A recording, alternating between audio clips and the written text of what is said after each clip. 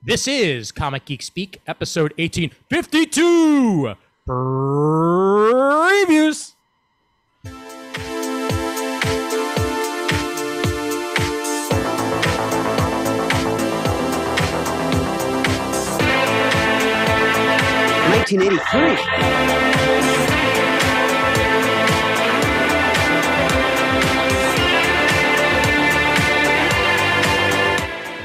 Welcome to Comic Geek Speak. I'm Ian Levinstein. I'm Adam Murdo. And I'm Chris Everly.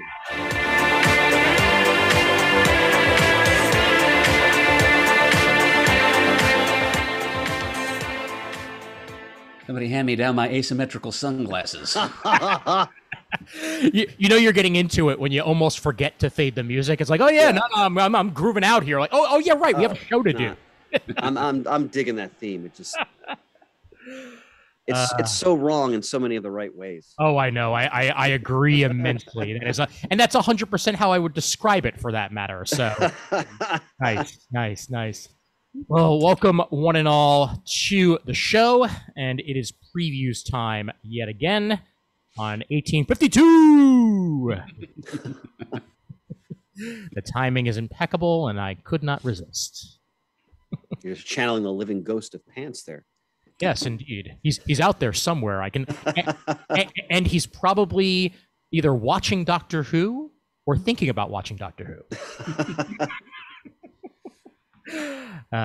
Plenty of stuff to discuss on this episode, comic book related. We know it's near the end of the month, but guess what? You can still file your orders, and that's all that matters. I haven't filed mine yet. There you go. And before we get into new comics that can be bought, let me tell you about some old comics that could be bought. And one more time here, Mr. Sean Wheatley, Left Coast Love, sponsors the program as he is running his Whatnot auctions. And the final of this run of auctions will be taking place on May 27th, basically the day as this episode is being released. Later in that day, it'll be happening. It's at 9 p.m. Pacific. Otherwise known as the 28th Eastern at midnight. And with these Whatnot auctions, Mr. Sean Wheatley, Left Coast Love himself, is putting a bunch of bundles together of his reader copies of comics, trying to get them out there to people who will enjoy them and appreciate them. The auctions run a couple minutes, usually about 2 or 3 minutes or so. And then once the auction is complete, if you are the winner, they get shipped off to you. And then the next bundle comes up and we go from there. It's a pretty interactive process, kind of similar to Facebook Live or Instagram or what have you, with a little bit more of the auction flair to it.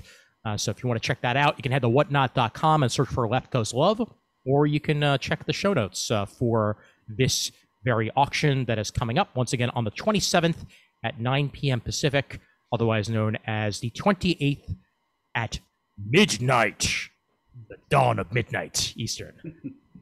Check that out, and thank you, Sean Wheatley, for supporting the show all these years, yes, for supporting us monetarily this time around. Yep. Sean's a great guy. Help him get some stuff out of his house. Yes, absolutely. And we are also reminding you that if you want to get in the podcasting game yourself, there's no better place to do it than Libsyn.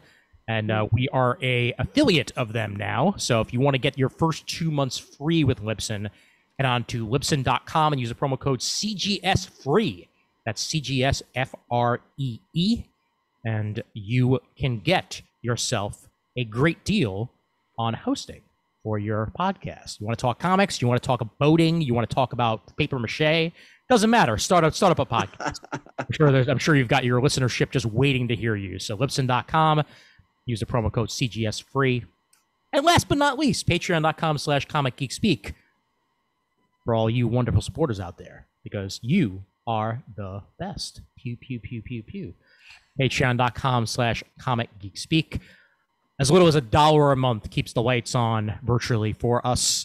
If you can't afford that $1 a month, that's perfectly fine. Just send us a review on iTunes or any other podcasting place, or just spread the word about the show. We've been on for years. There's over 1,800 episodes to listen to. I mean, come on. You get so much back material. It's crazy.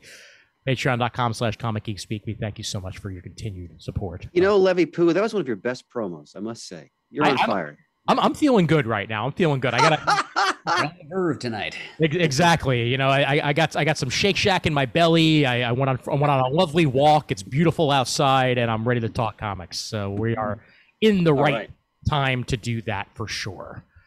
And previews this month, looking mighty fancy with issue 404 with Animal Castle on the front and the Green Hornet action figure on the back. Go figure. A whole bunch of there's always room for Bruce Lee. Always. Oh, always. We can always find room for Bruce Lee in one way or another. It's a nice combo there for those back and front covers. And now that we are done with Free Comic Book Day, as it was earlier this month, you can ignore the May 7th, 2022 selections. However, a bunch of these stuff are available online at this point. So if you did not get a chance to head to your shop, first go to your shop and see if they have any leftovers. It's possible that they very well might.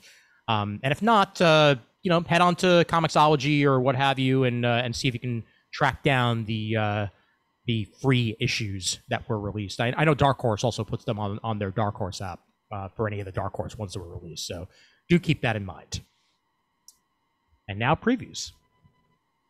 As we begin on page 40 with Rogues Gallery number 1. Hannah Rose May and Declan Shelby on the story for this one. Writer is Hannah Rose May. Artist Justin Mason and Triona Farrell. It's described as The Purge meets Scream. And I'm a huge fan of Scream, so they have me there. It's a home invasion thriller that follows disenfranchised TV superhero actress Maisie Wade as she's terrorized by an unhinged group of intruders cosplaying as her day job's arch-villains. I think this is a really interesting concept, the idea of a TV superhero actress having to try to, I'm assuming, apply whatever she's learned to do the role to survive. Yeah. So. No, absolutely. And it's delightfully deranged, I feel like. And the artwork is very bold. I will put it that way. Very, very realistic, hyper realistic, but at the same time, those colors just pop right at you when they're doing the in-story bits. So I think that'll work nicely for horror. Good stuff. Then on page 44, something from the Liam Sharp, veteran British creator. You might have seen his work along with Grant Morrison's prose on a couple seasons worth of The Green Lantern from DC a while ago. It's called Starhenge, Book 1, The Dragon and the Boar, number 1 of 6. First issue of what looks to be a cycle of miniseries in this concept, if all goes well sales-wise. And it's described as a future Merlin travels to 5th century Britain to prevent monstrous time-traveling killer robots from robbing the universe of magic. That's demented enough, sure. I would say so, yeah. It says here, the Terminator meets the Green Knight. Yeah. 100% in. And then you look at the artwork. And it's stunning. Absolutely stunning. Further. Wow. Man, the artwork actually reminds me a bit of I forget who the artist was that did that Warren Ellis deranged version of Marvel's Ruins, yeah. Ruins, yeah. That's immediately what comes to mind when I view the Sharp artwork here. Yeah. This miniseries was actually spine featured on this month's previews catalog. Aha! There you go. Yeah, no, it looks great. Wow, look at that. Holy mackerel. Ugh. Simply gorgeous. Yep. Well, that may be Eisner worthy already for next year's Eisners. Probably the purest fusion of sci-fi and fantasy you'll see this month. Absolutely. And then for something completely different, on page 48, Andy Watson has a new original graphic novel called Sunburn, with art by Simon Gain. It's about Rachel, who's a teenager who lives a gray suburban life in gray suburban England. It's a world of brown sauce, warm beer, and scrambled eggs every Tuesday. Well, that just sounds like Sounds wholesome to me. With her summer already mapped out for her, a job working at the butcher and a caravan holiday in Clacton, it seems like this year will only bring more of the same. So when family friends invite her to spend the summer with them in Greece, she jumps at the chance to escape her life and finally be treated like an adult.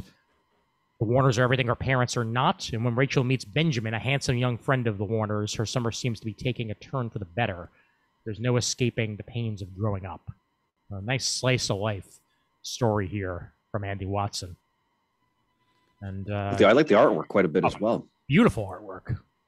Very, very well rendered. Reminds me a bit of that graphic novel about visiting Israel that came out a couple years back. Actual name of it escapes me. I'll have to look it up. I know the one you're talking about. Yep, I can't remember the name either, but I know what you're saying. Yep. Yeah, that was. I know that one as well was, I believe, nominated for Eisner's when it did come out.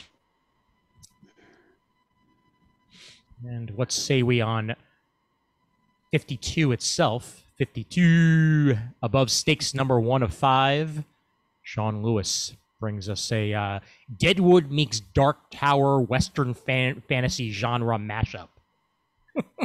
Well, Deadwood's one of the all-time great HBO series, so that's high praise right there. Yep. And again, it's the artwork that draws me to this. It's a nice use of empty space, which is kind of hard to come by when you think about it in comics. You know, like usually panels are packed, but sometimes you can get just as good of a story out of very little. And that seems to I think that shows the talent of a creator, whether it's someone doing a comic or writing a song, when they can do so much with so little. I mean, that's really difficult. Absolutely. Oh, very good. And Image has me superbly interested this month, and they know how to get me with food. Supper Club OGN. We're usually recommending food manga, so it's nice to see an American work here on page 54. Jackie Morrow brings us Nora, Willie, and Iris, who are seniors at Seaside High. Differing schedules and mounting extracurriculars inspire the girls to form a secret club where they can hang without sacrificing their future aspirations, known as Supper Club, the delicious solution to their problems. Babysitter Club meets Relish. They say anyone who's a fan of Raina Telgemeier stuff would enjoy this, and I am a big fan of Raina Telgemeier, so this is definitely going to be right up my alley. Loving renders of food as well. All right. Chris Ryle, page 57, The Hollows one-shot. It's Sam Keith and Chris Ryle for that. Yep. Yep. Dystopian near-future Japan focused here, where spectral, once-human husks prey on the unfortunate who couldn't find salvation. Sounds like a Mad Max movie waiting to happen. Yeah, a little bit. Yep. And there's even a cute/disgusting animal sidekick. Ah, yeah. Could always use one of those. Its name is Erp. Page 57 for that one. Anything else in Image, gents? I just want to point out a couple just ongoings that I just think should always deserve a little bit of a shout out. So on page 79, Lazarus by Ruck and Michael Lark, which of course I've extolled on this program many a time. Sure. But what they've done is that they now release it on a roughly quarterly basis, but in a larger, like prestige bound format. Mm-hmm. So they're beautifully produced. You're getting a lot more bang for your buck. And, you know, Ruck always has very interesting letter responses and essays in the back often as well. But again, if you haven't read this story, and a lot of it, I mean, it's all been collected, most of it, but, you know, a near dystopian future where corporate families essentially have done away with the notion of national boundaries and countries and governments, and they basically run the earth, and they have all their different sort of fiefdoms. And it's what ensues. It's following one family in particular, and how their quest for power affects the different members of that family. And it's one of the greatest comics being produced in the past several years. And it's in many ways, it's very eerie because you can easily see our world becoming like this. In some ways, it already has. So I can't recommend this book enough unless you want to kind of like, and I'm not saying this in a negative way, want to remain in a bubble and just not feel depressed. Yeah.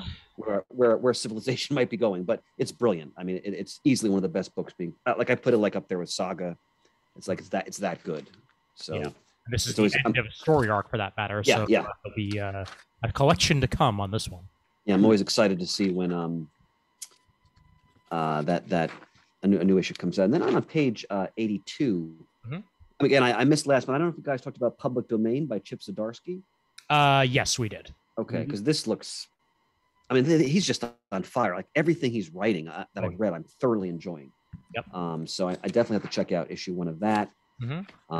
Certainly have more to talk about Mr. Zdarsky once. We sure do. We sure do. Yeah, but that's the one I want to point out. Just those couple things. All right, great. There was a Mark Miller comic further up. Oh, that's right. I saw that too. Yeah, page 61. Yep, there it is. Yeah. Indeed. Yep. Prodigy the Icarus Society. This looks really fun. Indeed. The Magic Order and King of Spies writer Mark Miller launches a brand new 5-issue series starring Edison Crane, his favorite creation. This time he's brought along amazing Matteo Bufanghi along with the ride. Edison Crane's the world's smartest man, but what happens when he's targeted by an entire club of geniuses who also fly too close to the sun? Meet the Icarus Society. That cover B, it almost has like a Gene Colan feel to it. It's absolutely beautiful. I was thinking Fables, actually. Yeah, that too. But it's really stunning. And then, of course, you got a Bill Sienkiewicz cover too. Oh yeah, as an alternative. So. Yep. Wow. Yeah. Beautiful stuff. Oh yeah, excellent. And Miller of late, some of my favorite stuff that he's done has been like the spy genre stuff. Like, and in fact, Dean, on your recommendation, I ordered the trade of that last spy story he did about the James Bond analog was near the end of his life. I'm looking forward to reading that. That first issue blew me away. So I'm glad. What was the name of that book again, just for listeners? King of Spies. That's right, King of Spies. Yep. There we are. Yep. Looking forward to seeing what you think about that, Chris. You bet. Excellent. And of course, Mr. Liefeld. Prophet. Did we need to have that come back? Hey, it's remastered. All right. By some of today's top comic book talents. No, you got a bunch of different artists involved there. Clay Mann, Kenneth Rocaford, Philip Tan, Victor Bogdanovich. I mean, these are Ed Piskor, Jim Rugg. Like, these are excellent names. They are. So that's... Won't matter, though, if the story isn't good. I mean, yeah, but it'll be pretty at least. And there's I'm not saying the story will be good. I'm just, Oh no, I know. But 30th anniversary for any of you Prophet fans. Let's see how they handle a retake on issue number 1 with some of the best artists in the comics. Worth mentioning. When I think back to a lot of those early Image books, I find most of them unreadable. Yeah, maybe that part of that's because I'm also older, but. Was the I forget, was the solicit for the latest Saga trade last month? No. Yeah, there must be, because there's no Saga in this month. That's what I thought. Yeah, this is the first skip month for Saga after that first arc. But all I'll say is, I'm sure we'll do this in our next comic talk, they're still hitting it right out of the park on that book. Oh, fantastic. Also of note on page 83, Radiant Red's conclusion. So that mini-series will be collected in full shortly. All right, I think that's it with Image. Murd, you got anything? Nope, I think we've covered everything I wanted to mention. Terrific. Then onward we go to Boom. Boom. What is happening? My world has changed. Everything we know is wrong. So Flavor Girls number 1 on page 96. I'm never going to get used to Dark Horse not being immediately afterwards. It's just, it for years, man. Come on. Introducing the Flavor Girls, Sacred Fruit Guardians of Earth. This is so waiting to be an animated series. It's not even funny. Oh, wow, yeah. Sailor Moon meets Toucan Sam. I love it immediately. Yep. And this is the by the creator. This is a magical girl all ages adventure with an environmental twist for fans, as you said, of Sailor Moon, Save Yourself, and Power Rangers, and out of Archaea, Boom, for that matter. And Archaea always puts out the good stuff, and as always, Murd description hit the nail right on the head. Yes, absolutely. The artwork on the next couple. A bop on the snoot with flavors of fruit. Follow your nose. I love this guy, ladies and gentlemen. Oh. Great artwork too on that. Very very anime inspired artwork on 96 and 97. And on page 98, New York Times best-selling writer Shannon Waters of Lumberjane and debut author Brandon Boyer White are joined by Bernice Nell in a modern coming-of-age sequel to The Legend of Sleepy Hollow. Oh, that's interesting. Hollow. Yep. Like I always dug the Headless Horseman. Oh, yeah. Yep. Love the concept. Love the idea. Making it modern for everybody, and pretty cool preview pages as well. Immediately, I think back to our top 5 legacy villains on the Headless Horseman. But Magic. That's a great pick, Murd. Love it. Love it. Thank you. Issue 25 of Something is Killing the Children. Something is killing the children. Ah, good. Someone other than me. Well done. Well done. I got your back there, Ian. Congrats on James Tynion the Fourth on getting to 25 issues of this now. It's a critically acclaimed comic, and keep churning them out there on page 102. Anything else from Boom? Quick question, because I missed last month. Sure. Why do they move Boom ahead of Dark Horse? Was there any reason for that, or yeah, that's IDW, right? IDW. Oh, so IDW is now booted at the back. Okay. Yeah, IDW is in the back, Boom is in the front, and that's basically the major change. Yep. Yeah. Sorry. Okay. Page. Getting that confused. It's okay, buddy. Page 120. This series has been a favorite of both myself and our glorious co-founder Brian Deemer, which is The Killer. Mm-hmm. This is issue. I'll wait for this to come out in trade. But this is issue 6 of the latest arc. A superb series of miniseries about an assassin and the life he leads, and you know how he tries to balance the life he's led with sort of like regular life or things worth living for kind of enter into his world. It's superb. There's because he approaches his job in a very clinical way, and you know he's a killer, as the title states. But you know they explore like him also starting to sort of deal with more human aspects of sort of like his experience and as a person as living. It's really well done. I can't recommend it enough. Nice. Also want to point out a little bit further up here, Volume 1 of Angel by Christopher Cantwell, solicited on page 115. And basically everything that we talk about with Cantwell is bound to be good. Yeah, I ordered issue 1 of this. I don't remember if I got it or not, but I have to read it. I think I did. But Softcover collects the first 4 issues and available in September. It's on page 115. Alrighty. Point out Buckhead, the collection, issues 1 through 5 as well. Love the font that they chose for the logo for this. That's immediately what drew me to it. And it's about Nigerian immigrants and the renowned scientist mother who moved to a sleepy Pacific Northwest town called Buckhead. And Buckhead has secrets abound. That font would not go nicely with our current theme music. That's true, actually. Shobo is the writer, and George Cambadeus is the illustrator. First 5 issues collected on page 121. Hey, would you go to 132, please? Unless you have something before that. 132? Yep. Yes, I can do that. I just wanted to point out one of the all-time great, indie creations getting the Grendel omnibuses. Mm-hmm. again, one of Matt Wagner's great, besides Mage, his other great contribution to independent comics going back to the 80s, the Komiko period. But the Grendel storyline is so rich. And he's done so much with it over the years. It's really an incredible achievement. And when is this coming on Netflix? Isn't that coming on Netflix, Grendel? It is, right? I think it is, but there's been so much cancellation over it. Because of their free fall and their public value and all that. Yeah, I mean, I know the Bone animated series got canceled from Netflix. So that's a blow. Yeah, but I it was greenlit back in September, so I don't think there's actually anything moving forward yet on it. Okay, but maybe we'll get something by the end of the year. We'll see. Yep.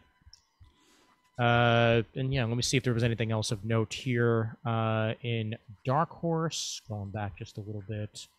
Well, it's still something at the beginning. Here we are. So Mind Management has a new miniseries. Matt Kent. Indeed. Yep. One of 4 here. This one's called Bootleg. And weird, mind-blowing, paranoid storytelling of mind management continues here. And it's the first ever comic book from Flux House, Matt Kent's all-new imprint, which features crime, science fiction, and humor stories, all told in startling and untraditional ways. And this is the next in the Mind Management series on page 124. Maybe a 4-issue mini here. And nice to see Matt Kent getting his own imprint over at Dark Horse. Murd, are you reading the latest Gaiman P. Craig Nelson Norse mythology comics? Yep, haven't missed an issue yet. So are you waiting for the time bubble? Or you're reading them as they come out? Oh no, I'm waiting for the time bubble. Okay, because they look. I mean, it's P. Craig Russell, so the art looks absolutely stunning. Oh yeah. I'm sorry, I don't know the page that's on. I just lost it, but 145. 145. Thank you. So, yeah, I final issue of the 3rd 6-issue miniseries. Ragnarok. I have something before then, which I was, a little bit surprised to see solicited out of Dark Horse, but I guess she owns the rights to it, or it just came back to her. Air was Air. That was a Vertigo title, wasn't it? Indeed. Yep. Originally with DC over at Vertigo, and now here G. Willow Wilson is republishing book 1 under Berger Books. Which makes sense because Berger was Vertigo, and now Berger Books is putting out Air Volume 1. Makes me wonder if there might very well be an Air Volume 2 or new Air to come out of this. G. Willow Wilson's Air was a really interesting, fascinating read. Yeah, I haven't read it. Today. So anybody who missed it, page 138, you might want to give it a shot. MK Perfect. Recommendation for Levenstein is enough. Mm-hmm. Yep. Anything G. Willow Wilson is worth a recommendation. She's a wonderful, wonderful writer. Okay, and I think that's all for me and Dark Horse. Murd, anything from you? No, sir. Okay, terrific. Then let's head over to DC. And a brand spanking new era of Batman begins this. Look at that writer. Look at that writer. Yes, indeed. And look at that artist for that. Yeah, the art is stunning. Oh my God. It's Chip Zdarsky and Jorge Jimenez. I'll be picking up Batman again. Yes. And starting with issue 125, the milestone 125 of Batman here on page 1 of the DC Connect. And look at the interior art that they're showing off here. Wow. Beautiful. Oh. Yep. Absolutely beautiful. Oof. It's moody. It's realistic, but not so realistic that it takes. Yeah, and like look at the page where panel like Bruce Wayne and like in his Batman and his Bruce Wayne persona, like with the tux and it's spot on. Wow, look at that. And mind you, the very first page that's on display, the one that I'm showing on the page right now, looks like it's straight out of Batman the Animated Series. The opening in particular. Yes, you're right. Yep. Spotlights. Yep. Yeah, love it. Absolutely love it. And the storyline behind this, Bruce Wayne's at a turning point, haunted by dreams of a dark future where Gotham City billionaires are being gruesomely murdered. Discovery of an arch enemy's involvement and a tragic unfolding. The Dark Knight's nightmares are just beginning. Failsafe, starts here. Zdarsky, that's enough. Oh, yeah. Doesn't matter. I mean... This brings us back to Bruce and Gotham as well. As I know, he'd been Batman inking it all over the place. And Ram V continues his Batman story over in Detective 1062 on page 4. Gotham Nocturne, part 1 of 4. Ram V and artist extraordinaire Raphael Albuquerque. They are bringing it home on Batman right now. Those are two terrific creative teams. They should always bring it home on Batman. He's one of the flagship characters. Come on. 100% agree with that. And on page 6. So I want to pick this up because Jeff Johns is involved in the story, and I've always been fascinated by the Thomas Wayne, like bitter, cynical Batman character. So I'm also interested in scrawny Superman. Like, right, that was a pretty cool idea on Superman from the original Flashpoint, and having him back. Just I want to see what they do with the character. I bet you want to read what's on page 8, honey. You darn tootin' I do. Yep, Josh Williamson. Yep. The House of Nightwing burns. We talked about Dark Crisis #1 last month. Yep, I ordered it. We'll talk about it. Oh yeah, absolutely. Gonna be one of the few comics I'll probably wind up reading if I don't get a hold of it. Otherwise, I will be buying it digitally as it comes out. That does not happen very often, but I will. Wow. All right, look at this. Tom King. Look at this. Chris Burnham. Man! Oh! Look at that cover too. Look at that amazing cover. Yeah. The Robin-esque outfit. Just, I love it. I absolutely I'm thinking about it. Really looking forward to that. Look at that. Yep. All the fun of a classic imaginary story. Yeah. Mm-hmm. Yep. With a world-class creative team attached to it. Oh, absolutely. When Pariah and his forces of the Great Darkness laid waste to the most powerful superheroes of all time, all hope was lost. The Man of Steel suffering the same fate as that of his comrades. Join us for a look at a world of dreams he would never have thought possible while alive. Where there's life, there's hope. Tom King's going to bring Murd's getting Pariah all over the place. Yeah. Unfortunately, he's being cast in an antagonistic role, which I'm not thrilled about, but I'm going to see where the ride ends. Yep. Well, page 11, issue 2 of Dark Crisis Young Justice. Tale of Two Wonder Girls. Yet again, you still have me. I am very interested in this. Sure as heck going to read as much Young Justice as I can. And then on the on the same page, Dark Crisis tie-in The Flash 784, as Jeremy Adams gives us the search for Barry Allen, as both Wally and Wallace search for him. And we begin to build towards the Black Adam movie with what looks like it's going to be the first of a series of oversized specials. Page 12 here. Black Adam, The Justice Society Files, Hawkman.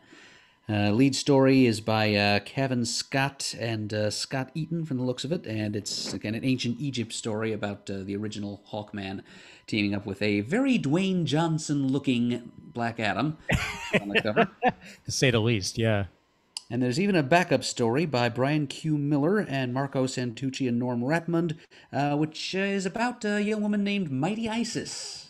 Which is not by that name in the solicit copy, but Adriana Tomas, that's who it is. That's the modern DCU's copyright-free version of that classic live-action Filmation TV character from the 70s. Which I remember fondly as a little kid. Mm-hmm. Yep. So that's an interesting wrinkle to throw in there for added value. Oh, so yeah. 48-page one-shot. Good creative team as well. Brian Q. Miller. I haven't seen that name in a bit over at DC, but pretty much everything he's done, I've enjoyed.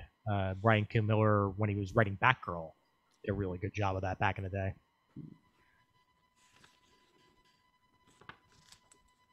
Vita Ayala's Artemis Wanted #1 begins on the next page, page 13, and Skylar Partridge, striking image on the cover there for Artemis, And this comes out of the trial of the Amazons as Artemis is on the run from her sisters for her sins. What are those sins and what is the fallout? Well, you're just going to have to find out by reading it on page 13. Ian, I wanted to ask you on page 60. I didn't realize there was a Young Justice show on HBO Max. Oh yeah, well that's the very Young Justice animated series that was brought back. Okay. I didn't realize it was a continuation of that. Okay. Yep, absolutely. And best of all, this Young Justice Targets #1, written by the one and only Greg Weisman, who is showrunner of said Young Justice series. Oh, terrific! Co-creator of Gargoyles. So that's terrific to see him on this. Art and cover by Christopher Jones as well, who's involved with the behind-the-scenes work on Young Justice and is a huge champion of it. And now we get a nice side story, Young Justice Targets #1. For pity's sake, look at page 18.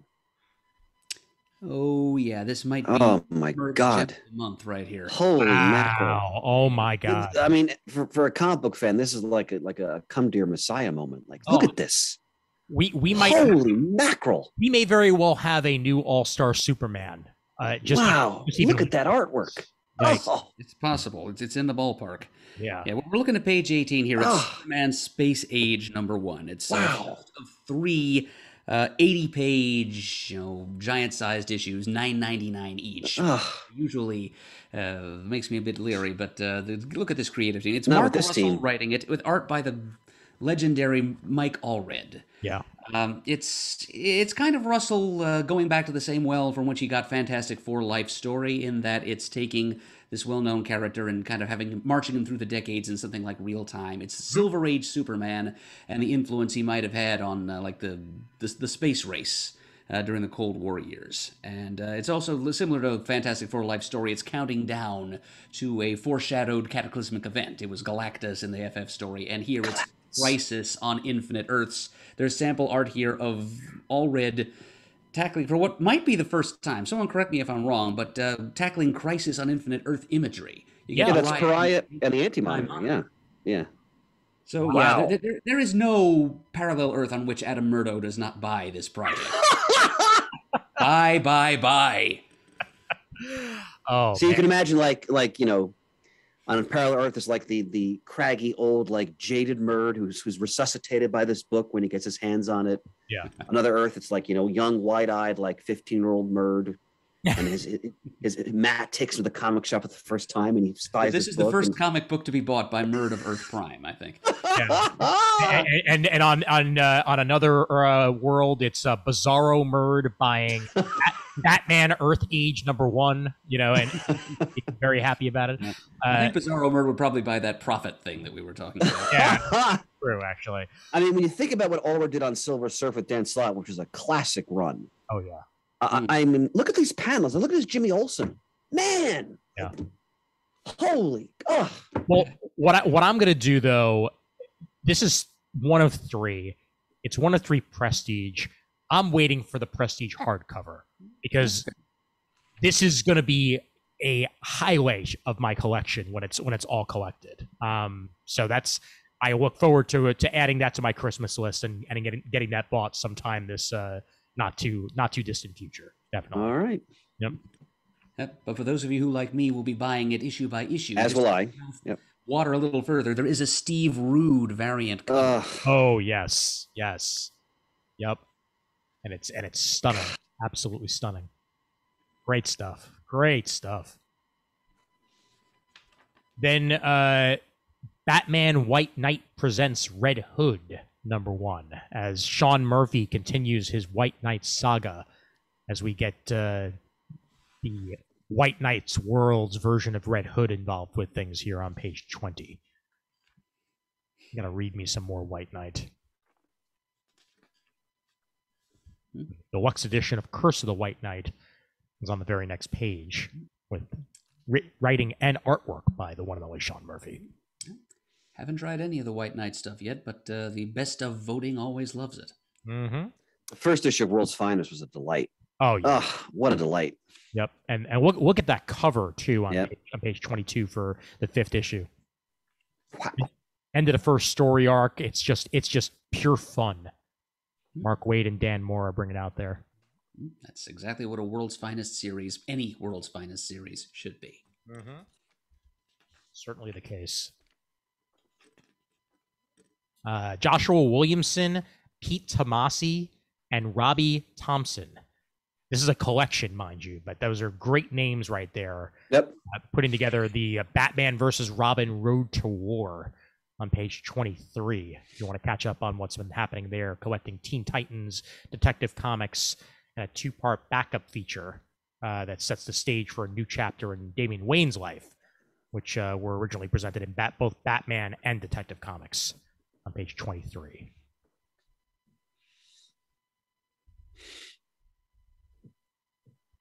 Multiversity Teen Justice number 2. We get Raven joining the Multiversity team of Teen Justice. Page 25. I like the design for the gender swapped Raven.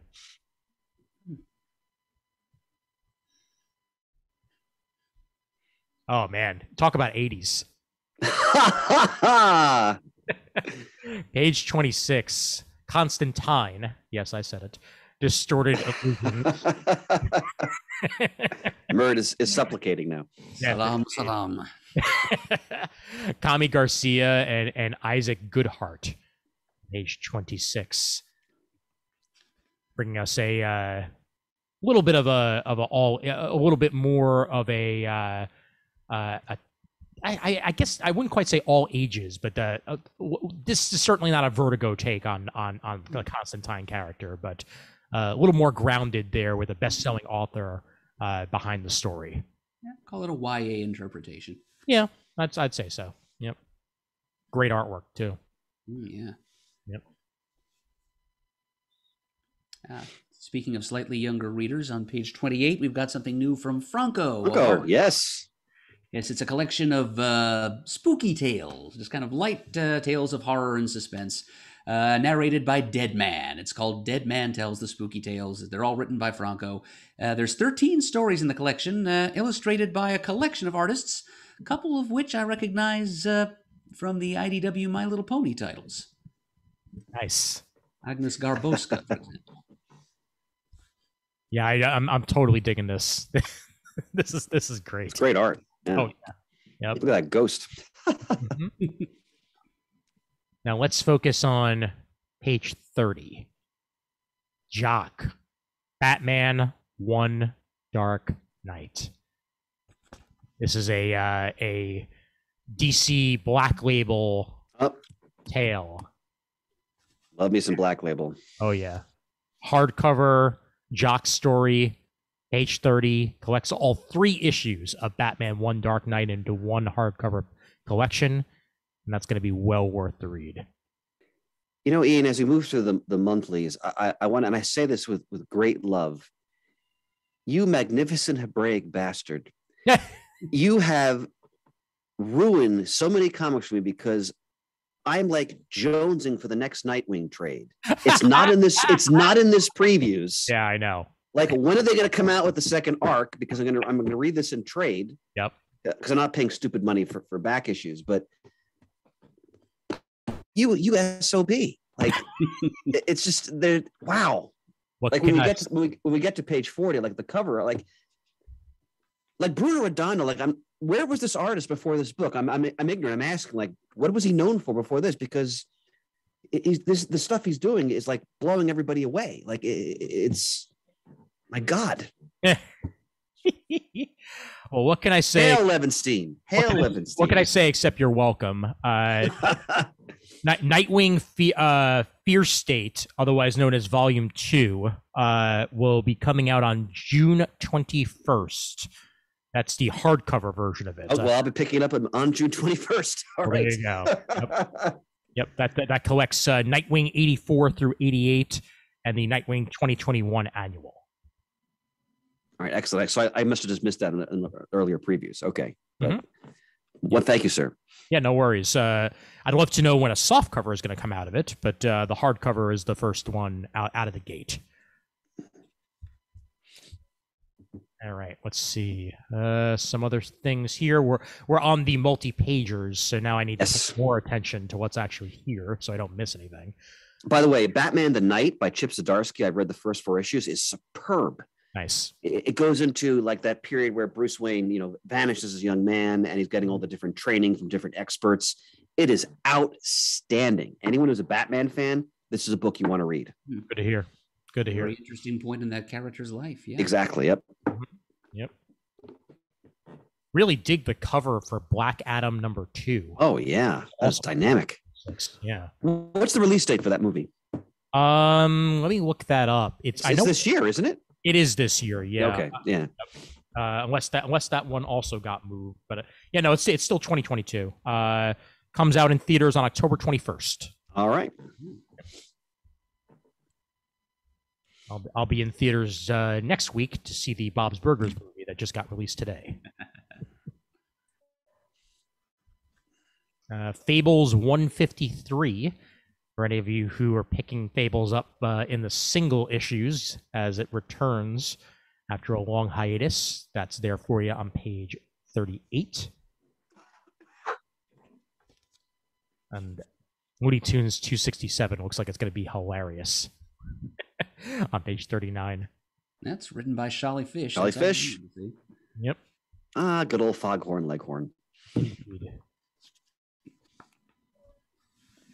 And man, look at that! Look at that! Look at that!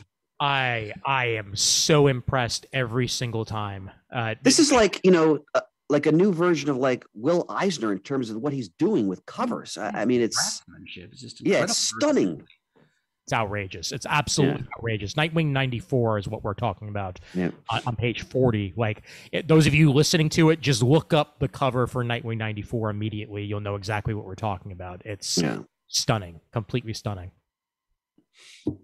And I was sad to see that the Naomi series got canceled on the CW before I even had a chance to check it out. So that's for a one and done season for Naomi's. But there are still Naomi stories being told over at DC, and Bendis and David F. Walker are telling them on page. Wow, that's quite a team there. Season 2 of Naomi, issue 5. I've never read anything bad by David F. Walker. I agree with that. So yeah. All right, let's head over to the trades. We've got a DC poster portfolio for Brian Boland on 43. And man, that's going to be a good coffee table book. I love the fish. Oh yeah. Yep. A lot of Harley Quinn. Yes, indeed. Yep. Joker Harley Criminal Sanity. Another black label for you out there. Collects all 8 issues of Cami Garcia's Criminal Sanity on page 44. And then the Joker presents a puzzle box written by Matthew Rosenberg on page 45. Let's point out that they're doing a new version of the new printing of the Commandy series. Mm-hmm. One of the classic Kirby series when his time at DC in the early 70s. If you're interested in where like Kirby's head was, his imagination, his unparalleled imagination, that time period, this is the book to check out. I mean, it's Planet of the Apes meets, he draws from so many different sources here. It's fascinating.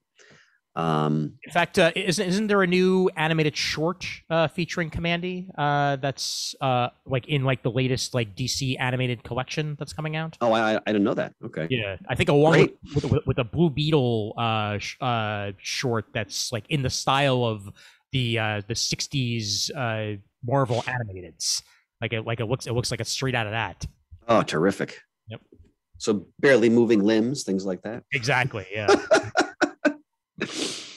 Yep. And also they reproduced the great New Teen Titans omnibuses. Yes. So again, that's one of the classic series that DC was producing in the 80s. The Wolfman Perez. So that's issues. What is that? Issues 1 through 20, plus all the first appearance of DC Comics Presents, the annual. Magnificent series, and one of the great aspects of Perez's legacy. And here's to you, George, for that matter. Yep. I know we'll discuss it more on our next comic talk. Of course. Rest in peace to the legend. Yep. Absolutely. That's on page 46 there. And one more to throw out there, the Who's Who Omnibus Volume 2. Murd. On page 47. Murd's got it all already, so he doesn't need any more. But that is correct. But yes, as always, I'm happy to see this material being kept in print and made available for people's reference shelves. Absolutely. So this is getting into some of the later volumes of Who's Who, including the Who's Who in the Legion miniseries and some of that early 90s loose leaf binder style information. Which is a little hard to come by, since so many people who buy them just kind of pulled them apart and put them into binders, and so took them right out of the back issue market. Well, there you go. Well, now it's all there for you on page 47, and that ends the DC book, and we head back to the main catalog and onward to Dynamite, because I'm still not used to that.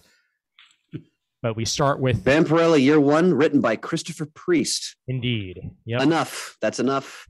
I mentioned on the show a while ago, I read the first trade of the regular series that I read. I knew nothing about Vampirella besides that she came from another planet and she's a vampire, and that was about it. Yeah. And Priest being Priest made the concept incredibly interesting. Nice. And while still honoring, the character's history. Really fun. So I'm sure this is great too. Oh yeah, and now, since you don't know that much about the character, how about a Year One by Yep. Page 159 for that one. And Ergun Gunduz on the artwork with that, and Giovanni Timpano joining in on that as well. Page 159. All right. Oh wow. Mad Balls versus Garbage Pail Kids. Wow. Did we need this? I don't know. I mean, there are certain children of the 80s who cannot live any longer without it. Absolutely. Page 165. I mean, for the first Jolly Fish. That's a good thing. Yeah, that's almost enough to hook me in. But Garbage Pail Kids, they very nearly induced gagging in me when I was in grade. Sorry, Shali, I admire your work, but this is one I'm going to have to skip. But for the first time ever, it's the heavyweight of gross. I'm a Oh man! Look, any of you old school Garbage Pail Kids? Look at those boogers! Wow. Yes. Oh man. Very much in the spirit of it. Absolutely. And you devote a lot of pages to all that too. I'll mention as well Eric Burnham writing Army of Darkness versus Reanimator. Wow. Yep. Dynamite gets themselves a hold of some interesting properties. They do indeed. Yep. See, now I'm back in the 80s in middle school, like watching Reanimator, like surreptitiously on HBO or something. Wow. Page 171 for that one. And I think that's Savage Tales. Wow. Savage Tales one-shot by Scott Brian Wilson and David Avallone on page 175, bringing back the old school Savage Tales. And the first ever, collects the entire acclaimed 8-issue miniseries. Oh, Dear Becky was superb. Yeah, excellent. The boys, Dear Becky, Russ. I still haven't watched the show. I love the book. I've yet to watch the show. I know I'm remiss. You need to watch the show. Yeah. The third season's just starting up now, and Jared Padalecki is being brought on to play Soldier Boy, and that's all you need to know. It's going to be a heck of a season. All right. Well, how many episodes are in each season? I think if I remember correctly, I think each season is 12. Okay. Yeah, it might even be try to find time. Yeah. Yep. But it's well worth your time. Yeah. All right. And I'll end it off with page 182. Oh, Christos Gage. Yep. Nyx, not MYX, because that was something that you just took me back. I know. Yeah, that's how they introduced X-23, so that's well known for that. But this is Nyx Volume 1, Daddy's Girl. Christos Gage and Mark Borstel from the pages of Vampirella and Sacred Six. It's first 5 issues of that collected in one trade here. And Christos Gage is always worth the read. Another good writer. Yep. Yep. Page 182. And then a facsimile edition for Gail Simone's Red Sonja on the very next page, if you never checked that out, on 183. All right. I think that's all for Dynamite. And we go Marvel after Dynamite now, right? Sounds about right. My world is still catching up to the fact that IDW is somewhere else. So let me set this up where I can go straight to Blaze afterwards. Bada boom, here we are. Onward to Marvel, and Judgment Day begins. Whose side are you on? Indeed, we'll talk about that more in a second. But Avengers 1000. I'm returning to his primordial Avengers team. Yep, 1 million BC, number 1, almost at 1,000. Jason Aaron and Kev Walker. The secret origin of Thor is revealed on page 1 here. So if you wanted to know more about Thor and where he came from outside of being Thor, well, he's got a secret origin, and Jason Aaron's going to tell it, and who better to tell you than Jason Aaron? Plus, prehistoric versions of Starbrand and Black Panther and Iron Fist and Phoenix. There's even a Sorcerer Supreme in there, it looks like. Mm-hmm. Yep. And it may be petty and dogmatic of me, but I do appreciate that this is entitled 1 million BC. As to be gaining in currency BCE. Yes. Well, there you go. Mm-hmm. Meanwhile, Axe Judgment Day. It's not a body spray. It's. I was waiting for you to do something like that. Nope. I'm sure it will smell much sweeter. Yes, indeed, and especially with Kieran Gillen telling the story. Mm-hmm. Yep, we got Avengers, X-Men, and Eternals thrown into a three-way brawl here, as the Eternals are out there to battle deviants, and the mutants they have decided technically qualify as a deviant life form. Plus, they've figured out how to live forever now thanks to their Krakoan regeneration technology, and the Eternals are jealous. So.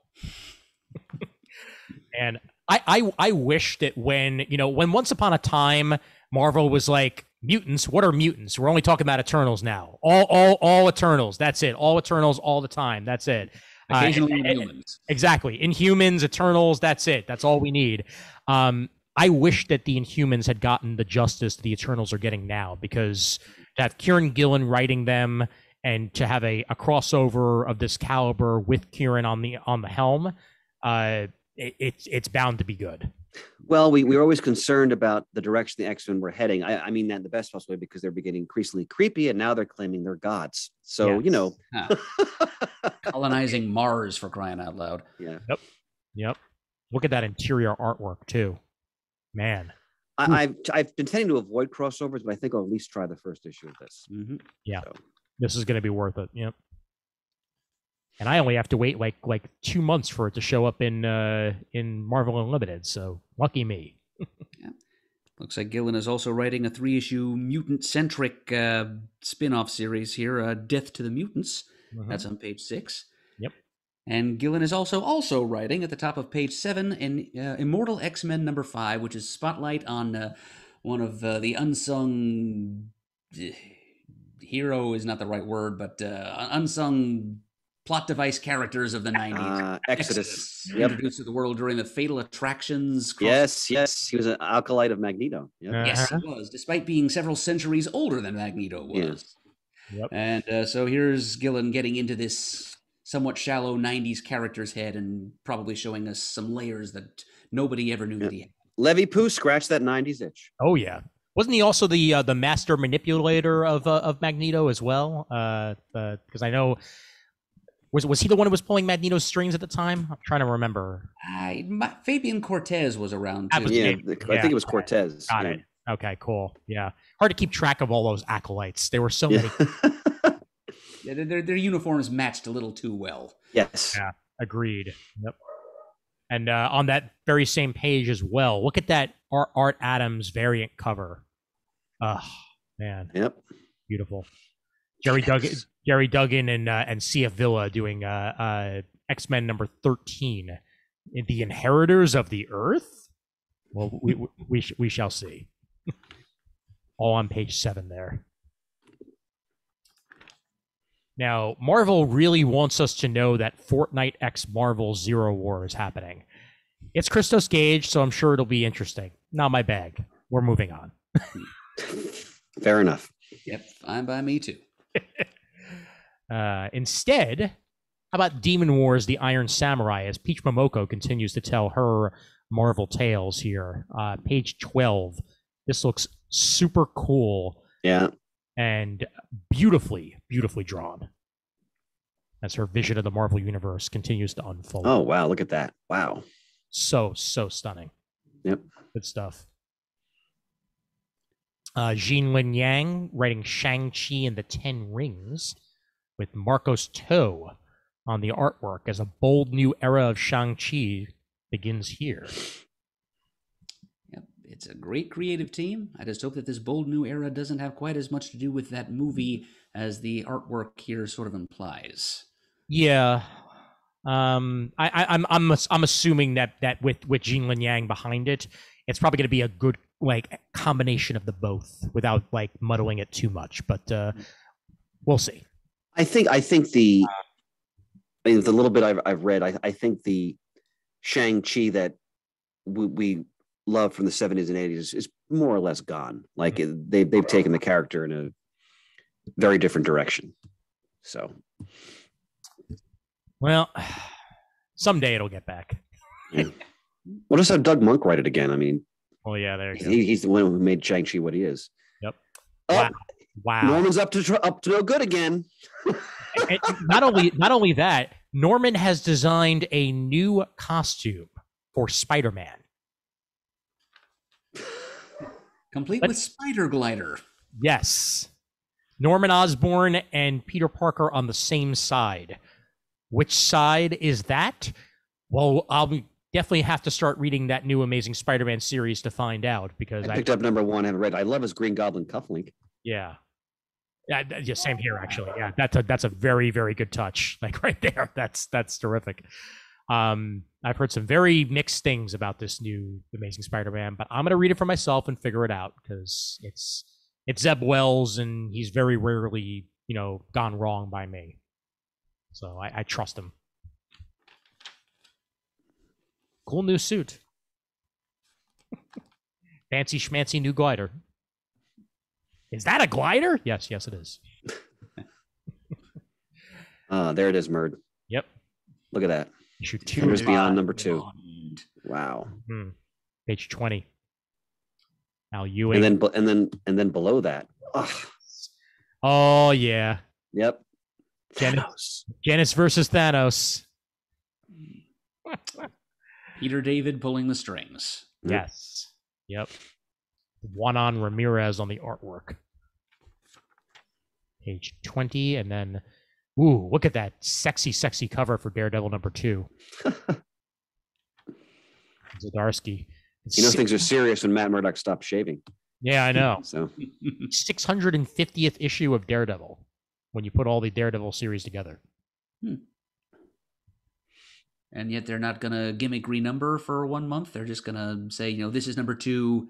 You can think of it as number 650. They'll probably have legacy numbering on the front, I would assume. I guarantee it. Yeah, there'll be legacy numbering with the box in the corner, just so you know what it is, and then it'll say issue 2 is the main thing, probably. Too early in a series to suddenly be like issue 650, because issue 1, then issue 650. Like, then you can have a new number 1 2 months after the last number 1. Yeah. I'm amazed that Marvel was able to restrain themselves there. I love when Murd gets jaded. Let's focus on issue number 1 of Ms. Marvel and Wolverine for a minute, shall we? Jody Hauser and Zé Carlos, the team up we've all been waiting for. And trust me, I've been waiting for this, because Ms. Marvel and Wolverine are hilarious together. And I want more Kamala Khan and Logan in my life. And we will get that in spades here with this new one-shot coming out. We're looking forward to reading Ant-Man number 1 by Al Ewing. Ugh. Yes. Yep. And here's issue 2 solicited on the very same issue 20, page 23, that is. Tom Riley on the artwork, too. Yep. I'm really anticipating that. Ant-Man Through the Ages. Paul Cornell. Wait, go back to that. Yep. Wild Cards, the drawing of cards. This is this is the one that's in the George R.R. Martin universe, correct? If I'm remembering correctly, or I'm trying to remember. I don't know, but it's Paul Cornell, so I'm interested. Yeah. Yep, this is based on the George R. R. Martin like sci-fi franchise. Yeah, That's what I thought. Yep. Yeah, and again, Paul, as you said, Paul Cornell's name involved there. Mike Hawthorne on the artwork. Should be good. The Goblin. Goblin 2099. Steve Orlando and Paul Fry giving us Spider-Man 2099 Exodus Omega #1.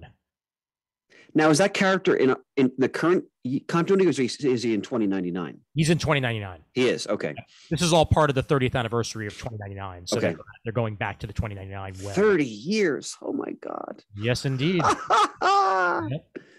Wow. Yep. As of this fall, I'm pretty sure. Yep. Yep. Oh, wow. Exterminators #1. Well, Jubilee action. Beautiful cover. And yes, Jubilee action. So glad she's not a vampire anymore. I was going to ask about that. Yep. Yeah, she got better. But page 27, Leah Williams on the writing, Carlos Gomez on the artwork. 5-issue Exterminators series starts up as we enter the grindhouse of X. It's Jubilee, Boom Boom, and Dazzler all together in a comic. Yes. Yeah, that's it's fun. I mean, so colorful, so colorful. I love Levinstein has unleashed this episode. Fantastic. All the explosions, all of them. 3rd issue of Claremont's Gambit miniseries coming out as well, and the 4th issue of X-Men '92 House of XCII on page 29. Actually, if you could go back to the Gambit for just a minute, Ian. Sure. So Claremont's bringing back an old Bronze Age X-Men adversary, the Warhawk. Indeed. Remember him, Murd? Vaguely. Yeah, that's going way back. I thought he was a member of the Imperial Guard, but I think I'm thinking of War Star. Yeah, that's interesting. Okay, I'm just want to note that. And this is taking place in Gambit's past, if I remember correctly. So this is, this is just being inserted in X-Men continuity a long time ago. Back when Aurora was still recovering from being turned back into a child. That's a book I'm going to get in trade. Patch by Larry Hama, who I revere as a writer. But the Wolverine and Madripoor is always fun. How about the fact that it's Andrea DeVito on the artwork? Yeah, that'll definitely get the trade of that. It's a great team there. And X-Men Legends and Nascenti. Long shot. Javier Pina. Yep. Oh, I love Shadowcat in her 80s costume like that. Yes. And great to see Anna Nascenti on the X-Men. Yep, absolutely. End of an era in more ways than one in New Mutants #28. As Magic. There's Madeline Pryor. Indeed. She's looking to conquer her demons. And I believe that demon's name is the Goblin Queen in this instance. Poor Madeline Pryor. Yeah, she got the short end of the stick there. We're bringing back Jean Grey, but what about Madeline Pryor? We're bringing back Jean Grey. He's an evil demon concubine now. There you go. Exactly. Chris Claremont was like, shut up, I quit. The variants #2 of 5. We brought up issue 1 last month.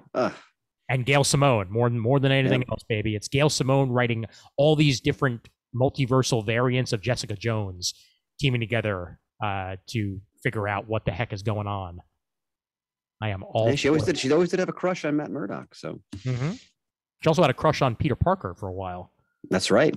They went to school. I actually have a page of artwork I bought from Danielle that goes back to that Alias story where they show her in the lab when Peter gets bitten. Nice. It's a cherished page I own. That's Bagley drawn, right? It's Gatos from Alias. Well, no, I know it's Gatos drawn, but didn't Bagley draw the flashbacks for that? I think this one is still Gatos. Okay, got it. I'd have to double check, but yeah. I know they did. I know they did that to like differentiate. They did that when she was Jewel. Yes. They drew the Bagley. Indeed. Yep. Avengers Forever #8. The Fists of the Unworthy Thor. I got reality Thor who trains in the Kunlun style of martial arts. Man. Kunlun. I gotta catch up on this, and that new. We'll talk about that new trailer for Thor: Love and Thunder that came. Oh, out. we sure will. Because boy, oh boy, baby, boy, oh boy. Page 35, more new Fantastic Four action written by Peter David. Jason Aaron writing the Punisher. That's Yep. That's no slouch right there. Punisher is the leader of the Hand, no less. That's interesting. No, I meant to say, next comic talk, we never discussed the end of Immortal Hulk. Yeah, because I haven't gotten to it yet. I wanted to talk because I read the trade. I wanted to talk about it. All right. Oh yeah, I'll definitely catch myself up. It's no rush, honey. No rush. Yep. Page. Feel free to talk about it though, because I want to know what you thought about it. But page 37 starts not Planet Hulk, Hulk Planet. Page 37.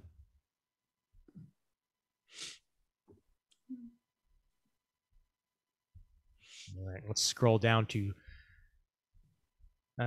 issue 5 of Spider-Gwen Gwenverse. This just looks like fun. Tim Seeley. Indeed. Yep. And all the multiverse Gwen Stacy's you could fit into a hat. What if Miles Morales number 5 of 5? How many miles does it take to save the universe? What if the many miles of the multiverse assemble to overcome a threat against all realities? As we bring together all the what if Miles Morales that were in previous issues together into a team. Page 44. Wow. Yeah, Kafu on Fantastic Four. Page 45. Thanks to the knowledge of the Watchers, the lost daughter of Nathaniel Richards has been found. It's time to finally meet the mysterious sister of Reed Richards. Fascinating. Uh-oh, Namor's there. Look out, Sue. Uh-oh. I'm sure that'll go great.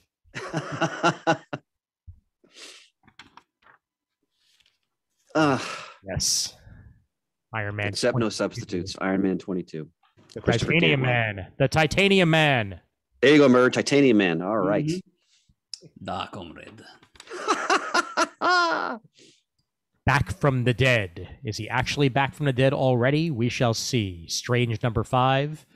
As Clea continues her run. Who would have thought he was going to come back from the dead?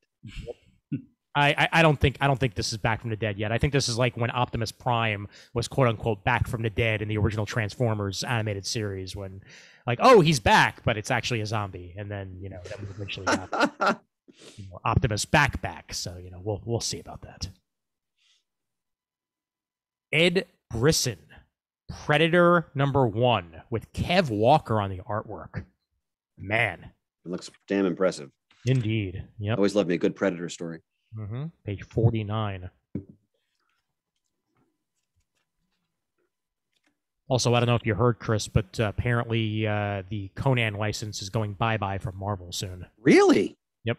Oh, that's interesting. Do we know who's getting it? We don't know. We don't know yet, but it's as of now in limbo as to whether or not he's going to even continue on that Savage Avengers team, or if he's just going to magically disappear and be like, okay, Poochie went back to his home planet. Like, well, they go back to that.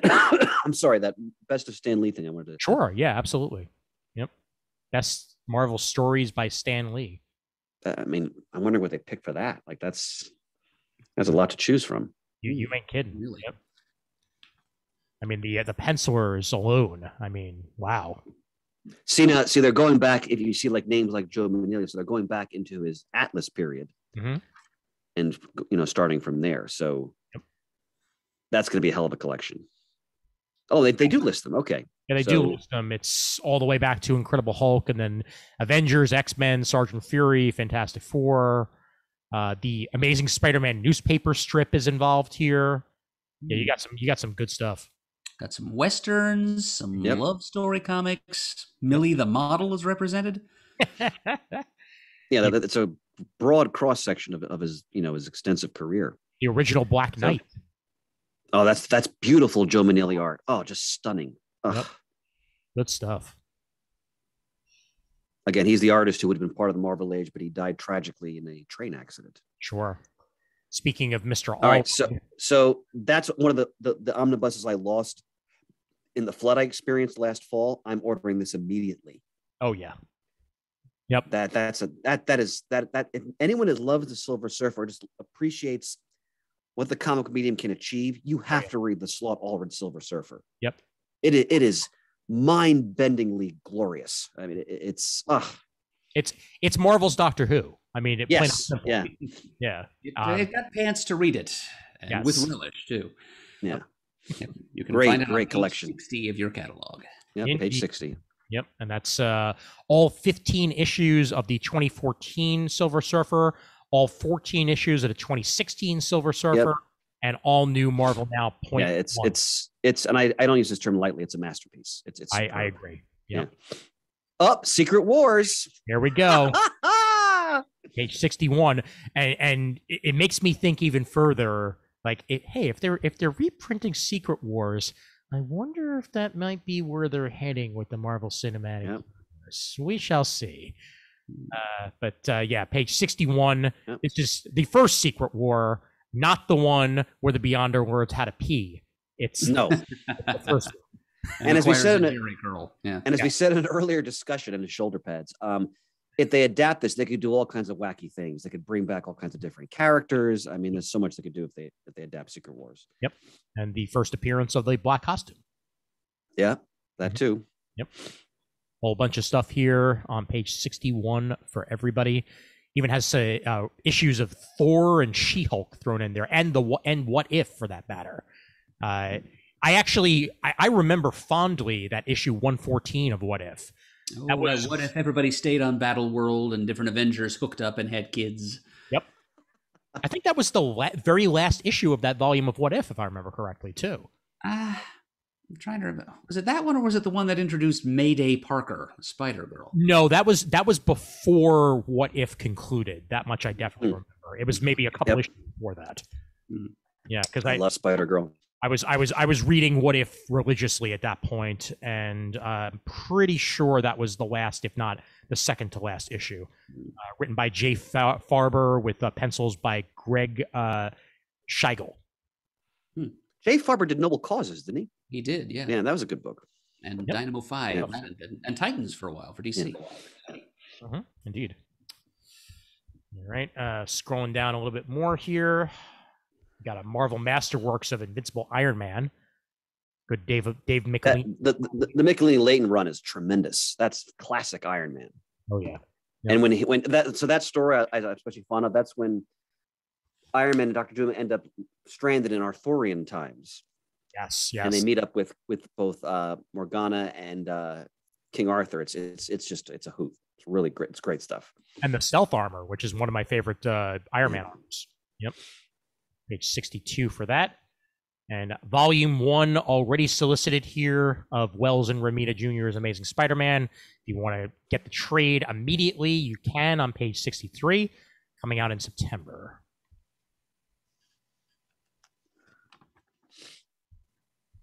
All right, scrolling down a bit more. We're just about done here, but I will mention Reign of X, volume 15. That collects X-Men Trial of Magneto, Sword, New Mutants, and Marauders all in one package. And then the Marvels Volume 2, The Undiscovered Country, collects the 12-issue series, issues 7 through 12 of that 12-issue series that Kirk used to. I gotta catch up on that series. Really fun. He's running wild through all different levels of the Marvel Universe.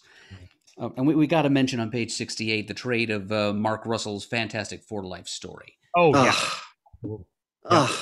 Good point. Yeah.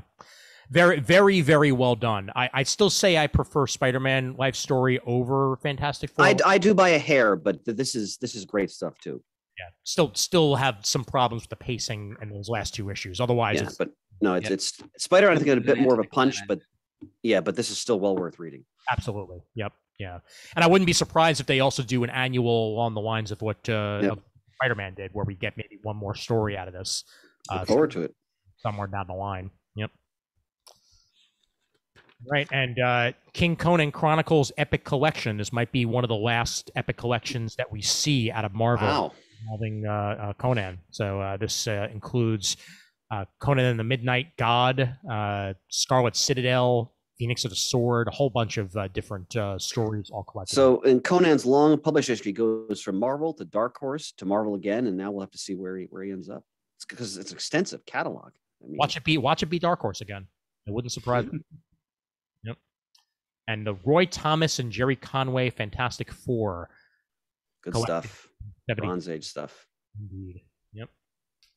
Good stuff indeed. All right, I think that's it for Marvel for me, gents.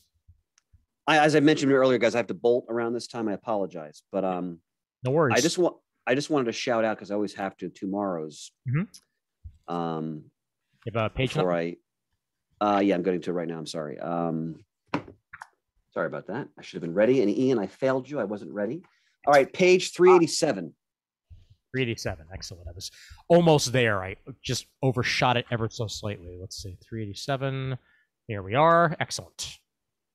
So back issue 139. Murd, look at this. Mighty Marvel's Bronze Age Second Bananas. Yeah. Not ready for prime time Marvel heroes. Yep. It has my to purchase mark on it already. Absolutely. I knew you'd love this word. Doc Sansom, Jack of Hearts, a favorite of yours. Yes. Thundra, Nighthawk, Starfox, Modred the Mystic, Wood God. Oh man, the Shroud, Thunderbird and Warpath, Stingray. What a Murd! They have Wondar in there. Wow. So we're definitely picking. I'm definitely picking this up. Mm-hmm. That looks really fun. And then next to it, offered again, a wonderful retrospective on the career of John Severin, Rhys Severin's brother, the late John Severin. Tremendous artist. He's known for his EC work, Mad, tremendous war stuff in Two-Fisted Tales. He worked on Cracked, of course, the great Marvel work. He inked Trimpy on the Hulk. He and his sister worked on King Cull. I love this guy's work, and anything John Severin does, you can tell his style right away. It's so distinctive. Just one of the great artists of now for decades, from the golden age forward. And he was working through the age of 89. He did a Dark Horse miniseries, which I wasn't aware of. Nice. So that's a great retrospective. All right, fellas, I got to go take care of all kinds of stuff. Nope. One more thing, Chris, before you leave. There was something I wanted to make sure you noticed. It's on page 316. It's under heavy metal. Ooh. And I bring it up to you, Chris, because I know you want to stay abreast of any announced projects of Christopher Priest. Yes. Murd, I would have missed this. Thank you so much. Oh, wow. Look at that. Entropy @1. Wow. Yeah, it looks like it's kind of Murd. down and dirty riff on the Silver Surfer concept. It's a herald of a god of chaos, like a birth of a villain kind of thing. It's Priest. I'm getting it. Murd, let me note that. It has dog ear that page. Reminds me a little bit of the Cancerverse stuff that Marvel was putting out there for a while. Right, Abnett and Lanning. That's right.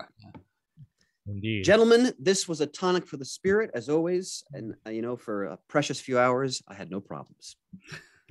Vaya con Rios, sir. We'll talk to you next. All right, brothers. I'll talk to you all both very soon. Have a good night. Ciao. It's here.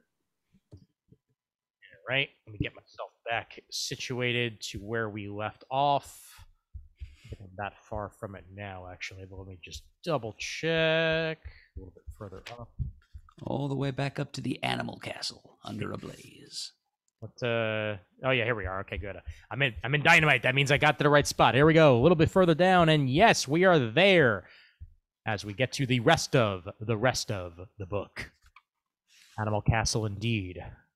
Xavier Dorison, Volume 1 of the Animal Castle on page 214. This looks like an interesting book.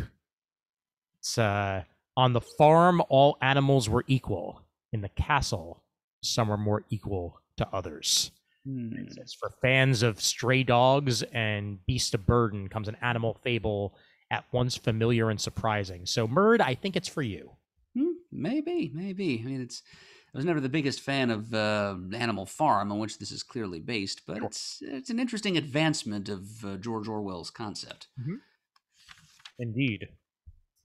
Nestled in the heart of a farm forgotten by men, the Animal Castle is ruled with an iron hoof by President Silvio.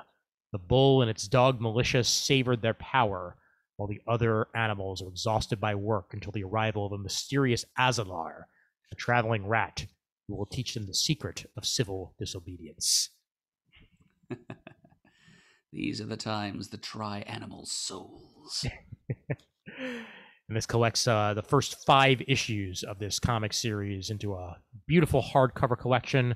There's also a signed edition on the very next page, page 215, if you're into that. But boy, oh boy, the artwork on this looks like something else. Greatly rendered animals. Yes, indeed. Yep. Not trying to be hyper-realistic about it, and that's a good thing. Mm-hmm.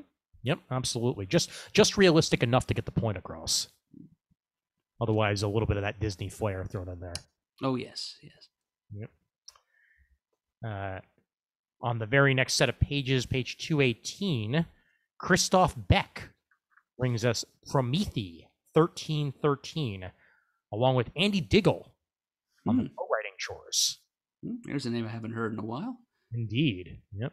Andy Diggle of Hellblazer and The Losers and a bunch of other things over the years. And Sean Martinborough, an artist of no slouch as well. Dave Stewart on the colors. This is an all-star team that brought together here for this sci-fi story. What if you knew the world was about to end? What would you be willing to do to save the people you love? It's a thrilling, fast-paced space drama leading up to the moments of September 21st, 2019 at 1313. Okay, let's move it on down the road a little bit here. Let's get to something that may very well be for Matt in one way or another. Pulp Power, the art of the Street and Smith universe. Neil McGuinness on the writing, and Dan DiDio. Never heard of him. Yeah, it's not a name I thought I'd see attached to a project like this, but I guess DiDio must be a closet pulp fan. Certainly, yep. Yeah, putting together stories on the 30s and 40s of the Shadow, Doc Savage, and the Street and Smith universe of characters, and all the stories behind them with creators like Orson Welles, Truman Capote, Michael Chabon, George Lucas, Agnes Moorehead, James Patterson, Dwayne "The Rock" Johnson, Frank Miller, Steranko, Lee, Gail Simone, and tons others all together on this reference material here on page 223. Very pretty to have on the shelf right there for any fan of pulp, that's for sure. Now, here's one that is not in the Marvel catalog, but it's later on. And boy, oh boy, am I buying this.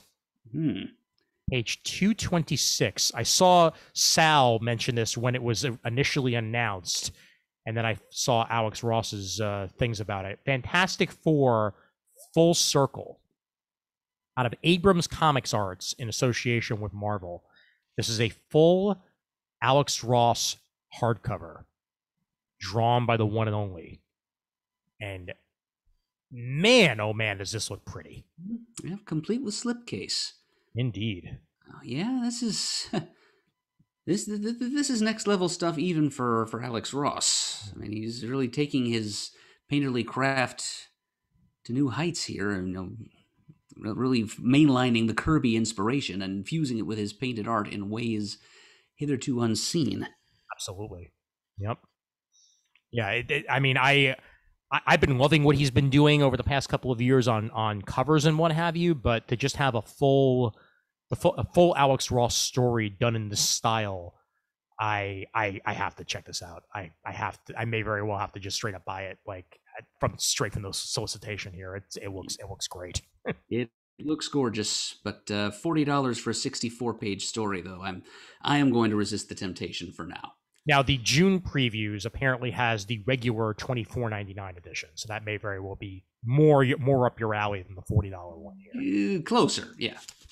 Yep. So next month we'll talk about the regular edition. All right. I have that long to make up an excuse for why I won't be buying it then. There you go. Let me also mention on that same page, Uncanny X-Men Trading Cards, the complete series hardcover. I had a near complete collection of Flare Ultra X-Men 95 back in the day. I was only missing like maybe like 12 cards, and I never wound up completing it. It's still sitting at my mom's house somewhere, but I was a huge fan of those X-Men trading cards, and a book like this, I'm just happy that it exists. Were there hologram or foil stamped chaser cards in that series? There were, yes, yeah. There were those were like the special ones, like near the back of the collection, basically. But for the most part, they were just straight up X-Men cards, just later Flare ones than the first couple that had come out. Because I think there were like maybe 3 years that Flare was putting those out. And then the 95 edition was the one that I jumped at. So good stuff. Good stuff indeed. Oh, it's written by former Marvel editor Bob Budiansky. Ah, there you go. Nice. With an art and cover by Jim Lee. Also nice. A lot of man. Abrams comic art got some good looking stuff here too. After the Rain on the very next page, which is page 228. Looks interesting. Nettie Okorafor, David Brame, and John Jennings on the artwork. After the Rain is an adaptation of a short story, On the Road. The adaptation, written by John Jennings and illustrated by David Bram, begins in Nigeria during a powerful and unexpected storm. While visiting her grandmother, a young Nigerian American woman named Kiorma answers a knock at the door and is horrified by what she sees. A young boy with a severe head wound is standing on the doorstep. When he touches Chioma, his hand burns like fire, and just as suddenly as he arrives, he disappears. Her grandmother comes down to see what is wrong and chastises Chioma for opening the door for a stranger. Fascinating start there to this. I can only imagine where the rest of the story is going to go. Abrams comic art Megascope, After the Rain graphic novel.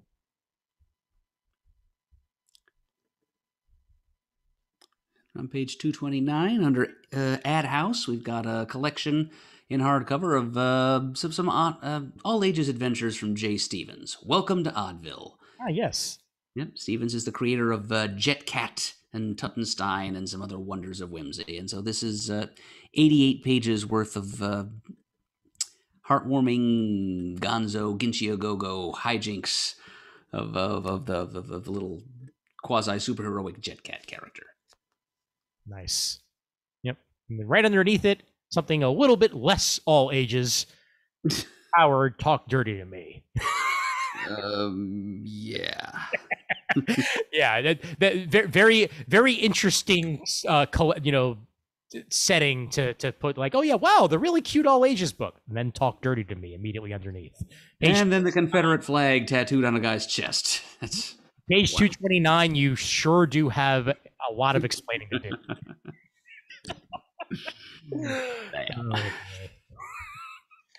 Still, welcome to Oddville. That's the one you should be checking out. Yeah. Brand new series on page 230 out of Aftershock by Zach Thompson and Ewan Marin. It's 1928. Veteran of the Great War and part-time private eye Guy Horn travels to a remote community in Western Canada to retrieve his estranged brother from the clutches of a dangerous cult. And as Guy struggles to gain control of his own personal demons, he's tantalized by the cause and its charismatic leader, Brother 12. Like it may very well be up Chris's alley, too, with the page 230 there. Story set in late 1920s Canada. Oh, that's indeed fascinating setting choice.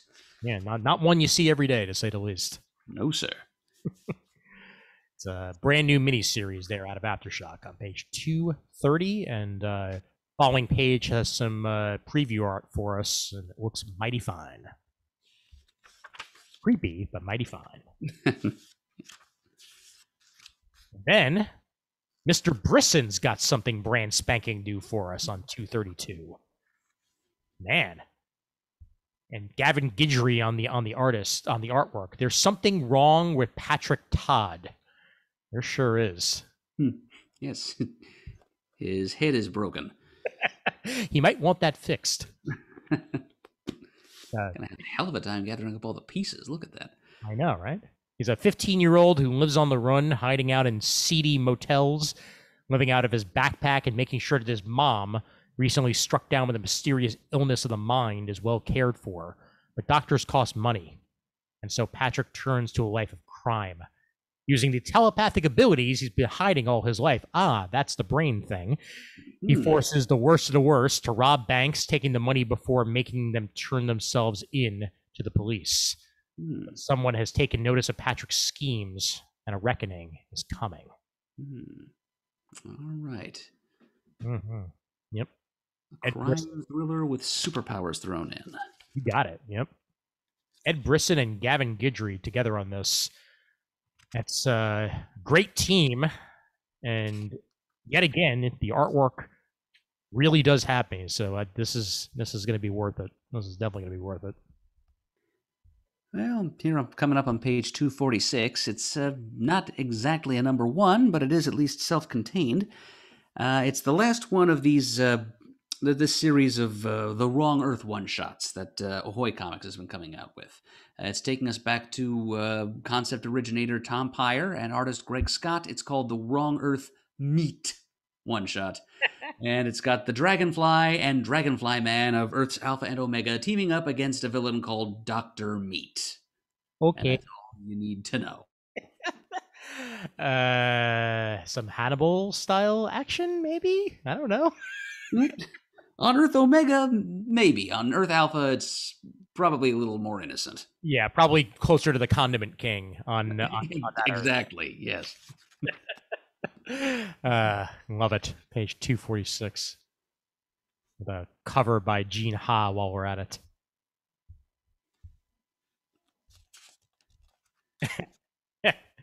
Page 248. Mike Barron, Florida Man. One of my favorite Twitters in the world has always been Florida Man, and now Mike Barron turns it into a comic book on page 248 while we're at it. Yeah, he can just research his plot lines with Google. Just plug in Florida Man and see exactly what ideas just flow into him. Yep, because anything you can think of, real life can think of something even weirder, probably. Alex Toth's Zaro Masters Volume 2, collected on page 251. A whole bunch of different writers on this one, but plenty of good Zorro action with Alex Toth art. Always worth the look. Yeah. I remember one of our listeners and Super Show attendants. His name was Scott Bradley. He went by Kid Benicia on the forums. He was a big Alex Toth fan and collected every piece of his comic art he could find. So I hope these Zorros, I'm guessing, are some of the harder series on his shopping list to find. So this would be a good opportunity to fill in that hole in his collection. Absolutely. And then we go to something completely different on page 252. Arg! America's really got heroes. And the main reason to mention this is the sensational character find of 2022, Skip Intro. Yes. that is a delight. That is such a good name. We've got artwork by Fred Perry, David Hutchinson, and Joe White on this one. There have been a bunch of different superhero reality show comics over the years, but none have had a name as cool as Skip Intro behind it. It's payback time, baby. Page 252 for that one. He's even got himself a Bob Barker style microphone / battle baton. I mean, of course. When you've got like what looks to be Price is Right style S's on your costume, like why the heck not? Totally. Come on down, people. Come on down.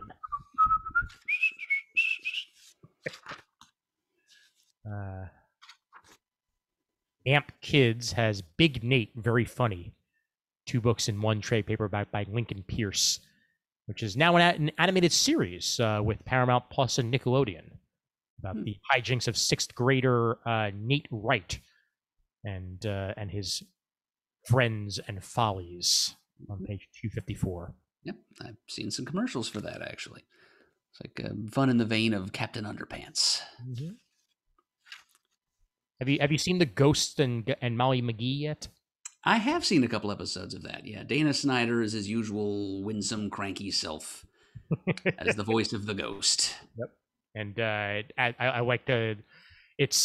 I've been following the career of the voice of Molly McGee for many a year now.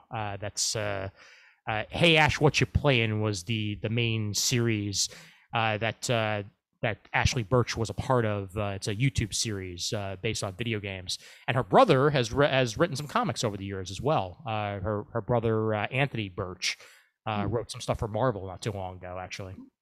I do recognize the name. Ashley Birch has written some Adventure Time, and she's been a voice actress now for many a year on a bunch of different stuff. And the Betty and Veronica Friends Forever Summer Surf Party for any of you Archie fans looking for some summer fun on 256. Page 261. New Zodiacs Aquarius. It's created by Joe St. Pierre. And it's all about Aquarius, who was once the water bearer in an age where what you know can mean life or death. Today, the new Aquarius is the information bearer. Benjamin F., aka the Liberator, is the Robin Hood of cyberspace, a teenage hacker who steals from the info rich and gives to the info poor, and becomes the most wanted man on the planet as a result. Some cyber action here for you from Joe St. Pierre out of Astronaut Inc. on page 261. Interesting interpretation of the traditional image of Aquarius. I guess information being the lifeblood of the new age, as water traditionally has been. Indeed. Yep. Always looking for new and interesting takes on things, and that may very well bring it. I am not going to buy that Jubilee bus. Please stop showing me that previews. I passed it. Here we are. Okay. Mr. Milligan teaming up with Mike Diodato Jr. on Absolution #1 on page 270. That's a team for you. Nina Ryan, hired killer who brought nothing but pain and suffering to the world. Now she has a month to prove that she can change. A month to make up for her crimes and find absolution, or the bombs that have been implanted in her head would explode, killing her instantly, like some sort of Suicide Squad. All right, that part wasn't in the solicitation, but I mean, sounds familiar. Yeah, that's love that cover. That is very believably movie poster-esque. Yes, absolutely. Yep, straight out of the 80s, right there. Definitely. Yep. Page 270 for that one. I forget if I mentioned New Think, but is that the Greg Hurwitz who used to work on Arrested Development? I wonder. I can't answer that. I think it is the same Greg Hurwitz that wrote Knighted, also for AWA, about some schlub bureaucrat who accidentally stumbles into the identity of a Batman-style character and has to live out his life for a few nights. Nice. This seems to be an anthology of stories about the role of technology in human life here in the 21st century. Good stuff. Easily comparable to the Black Mirror. Yeah. Mm-hmm. Yep, and he's not a slouch to comics, as I'm looking up his history here. He has worked on comics on TV and film, but not Arrested Development. I'm thinking of somebody else, but he worked on V, the 2010 remake of V, and Queen of the South as well. But he worked on Fool Killer for Marvel Comics, a couple of New Avengers stuff, Savage Acts of Ares as well. Vengeance of Moon Knight as well. Huh, okay. There we are. 10-issue 2009 run of Moon Knight. The trade paperback, I mentioned this in passing before, of Al Madrigal's Primos is collected on page 273. Out in both English and Spanish.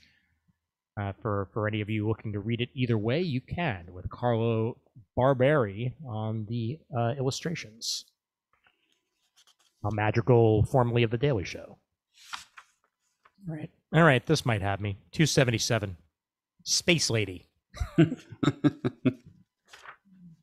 Straight and to the point with a name like that.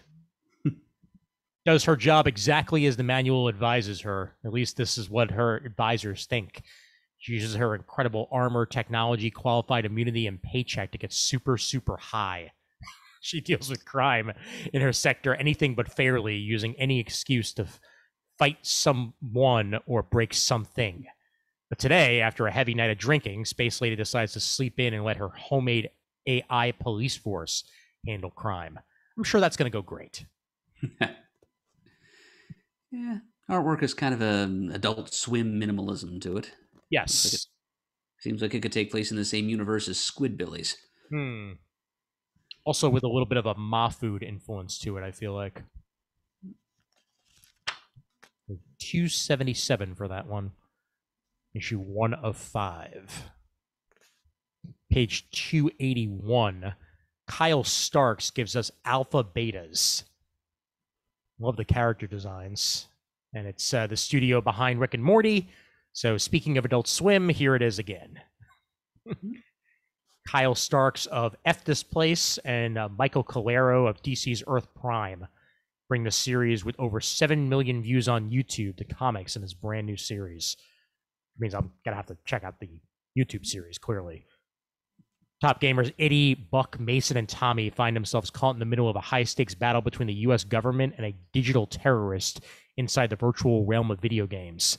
Now they must save the pixelated world of Nimbus to prevent catastrophic consequences in the real world. Okay. Shades of Tron. Indeed. Yep. Yeah, I'm all for it. Speaking of Mahfood, first our launch variant cover art series by acclaimed illustrator Jim Mahfood. So there we go. There we go. Some cred. Indeed. Page 281 for that sucker. The bottom of page 282 here, previews is throwing the spotlight on this. This is something that our friend J.K. Woodward and his collaborator Chris Kapiniak put together, I think, as a Kickstarter a few years ago. I believe so, yes. And now Black Caravan, previews slipped up a little bit here. Black Caravan is actually a sub-imprint of Scout Comics. So this ought to be listed a little bit further back in the book. I'm sure they're not complaining too much about it. But if you're looking to order this through, say, DCBS, you'll have to look for it under Scout as opposed to under B for Black Caravan. But anyway, it's called Behemoth. And it's the story of a young girl who has been part of a government project to develop, monster hybrid type people. And, it's JK's signature artwork, of course. And as an added bonus to CGS listeners, Pants and I actually have cameos. Yep, JK painted us in as mercenary characters who get slaughtered by the monster. So, nice. A great honor. So, that's available for you to pick up here through Black Caravan / Scout Comics. If you weren't going to pick it up before, you should definitely pick it up to watch Murd be a victim. And also Pants. If you miss him so much, you'll even pay money to watch him get murdered. Here's where to send your money. Exactly. Send it to Behemoth. Not to any sort of Fight Club ring or anything like that. Preferably not. Indeed. 282 for that one. Now, 284, Ninja Kaiden by Eric Palicki. Looks like it could be straight out of a G.I. Joe comic here with the Storm Shadow-esque setting that looks like they're setting up. But it's not quite that. But Lucas Meyer is on the artwork as well. Not even a lifetime of martial arts training and years as an elite soldier could prepare Yuki Snow for this newest challenge. CEO of his deceased father's company. So there you go. There's a twist. He's a ninja. He's a CEO. He's a ninja CEO. What could possibly go wrong here? Page 284 for that one. A little bit of Iron Fist thrown in there with your snake eyes. Yeah, I can see that.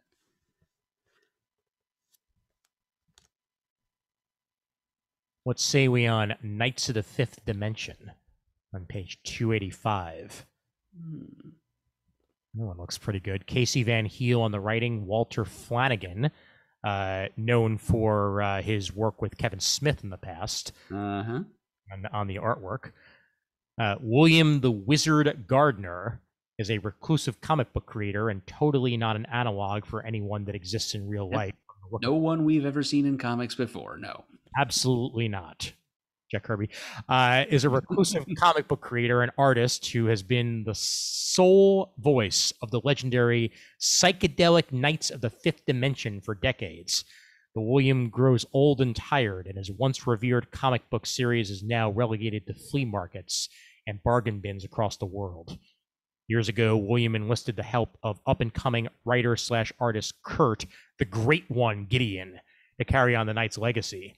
But after a short and successful run, a disillusioned Kurt turned to fame and drugs, becoming an industry pariah. After years of silence, William needs Kurt's help again, but it's not with inking or coloring. Will Kurt continue William's legacy and join the long line of creators and artists who have kept Vanita Black from seeping into our dimension for generations? What a twist. 285. The 4-issue miniseries. I'm in for this one. This sounds really cool. Yeah, it's interesting little meta homage there to the career of, well, nobody in particular, Jack Kirby. Exactly. With maybe a little bit of other creators thrown in there for good measure, because Kirby was never exactly a recluse. So you could probably throw in some other artists and Ditko perhaps. Ditko as well in there. But I like the sound of this. It could easily wind up being adapted at some point, just even from the description of it all. But I'm down to see where this 4-issue mini is going to go. It might at that. Flanagan has some connections. Indeed. Yep. 285 for that one. Knights of the Fifth Dimension. All right. Scrolling down to 292, because I just really want to say the words Electric Frankenstein. Hot punk rock band Electric Frankenstein. No Books and Clover Press mashed together to bring EF Lyrics alive as comics in this beautiful hardcover edition. I like when bands do this. I really do. Me too. Yep. Green Day's done it in the past. A couple other bands have thrown their hat in the ring too, and now we bring the lyrics and experience of Electric Frankenstein into graphic novel form. On page 292. Yep, edited by Craig Yo, who has brought some really sensationally strange projects to print over the past couple of decades. To say the least, yep. And 293, Aaron Wiesenfeld, former Wildstorm artist, who's been creating works of fine art since the early 2000s. This is a curation of his latest pieces, published in stunning softcover collection. So this is not a comic per se. This is just a whole bunch of paintings and pieces that Aaron Wiesenfeld put together, collected in one collection here. So if you're just a fan of artwork and want to see it, some beautiful, beautiful stuff, Travelers would be for you on page 293. Yeah. Nice to see a Wildstorm alumnus go quote-unquote legitimate. Mm-hmm. Absolutely. Some art of a different type. Yep. Certainly is. Let's head over to Fantagraphics. Below Ambition by Simon Hanselman. This is a follow-up to the 2021 smash hit graphic novel Crisis Zone. And another story with Greg the Witch here by Simon Hanselman. So if you were into that, check out Below Ambition on page 302 for a little bit more. Like the incredibly simplistic style that Hanselman brings to the table. Talk about Adult Swim. Yes. Page 312, Science Comics Bridges. Suspend your disbelief. Because it's a bridge. I get with Science Comics Bridges, the latest volume of First Second nonfiction STEM series. In this volume, meet Bera, Archie, Trudy, and Spence, otherwise known as the Bats. They crisscross the globe using every type of bridge, beam, arch, truss, and suspension. From ancient low-slung rope bridges to modern high-tech towers of steel, they'll traverse them all. I've always... You gotta traverse them all. I mean, exactly. And First Second is known for their fiction and their nonfiction, and it's always good. This just sounds like it's something you don't see every day, to say the least, on page 12. Who likes a good story about a bridge? We do. Indeed.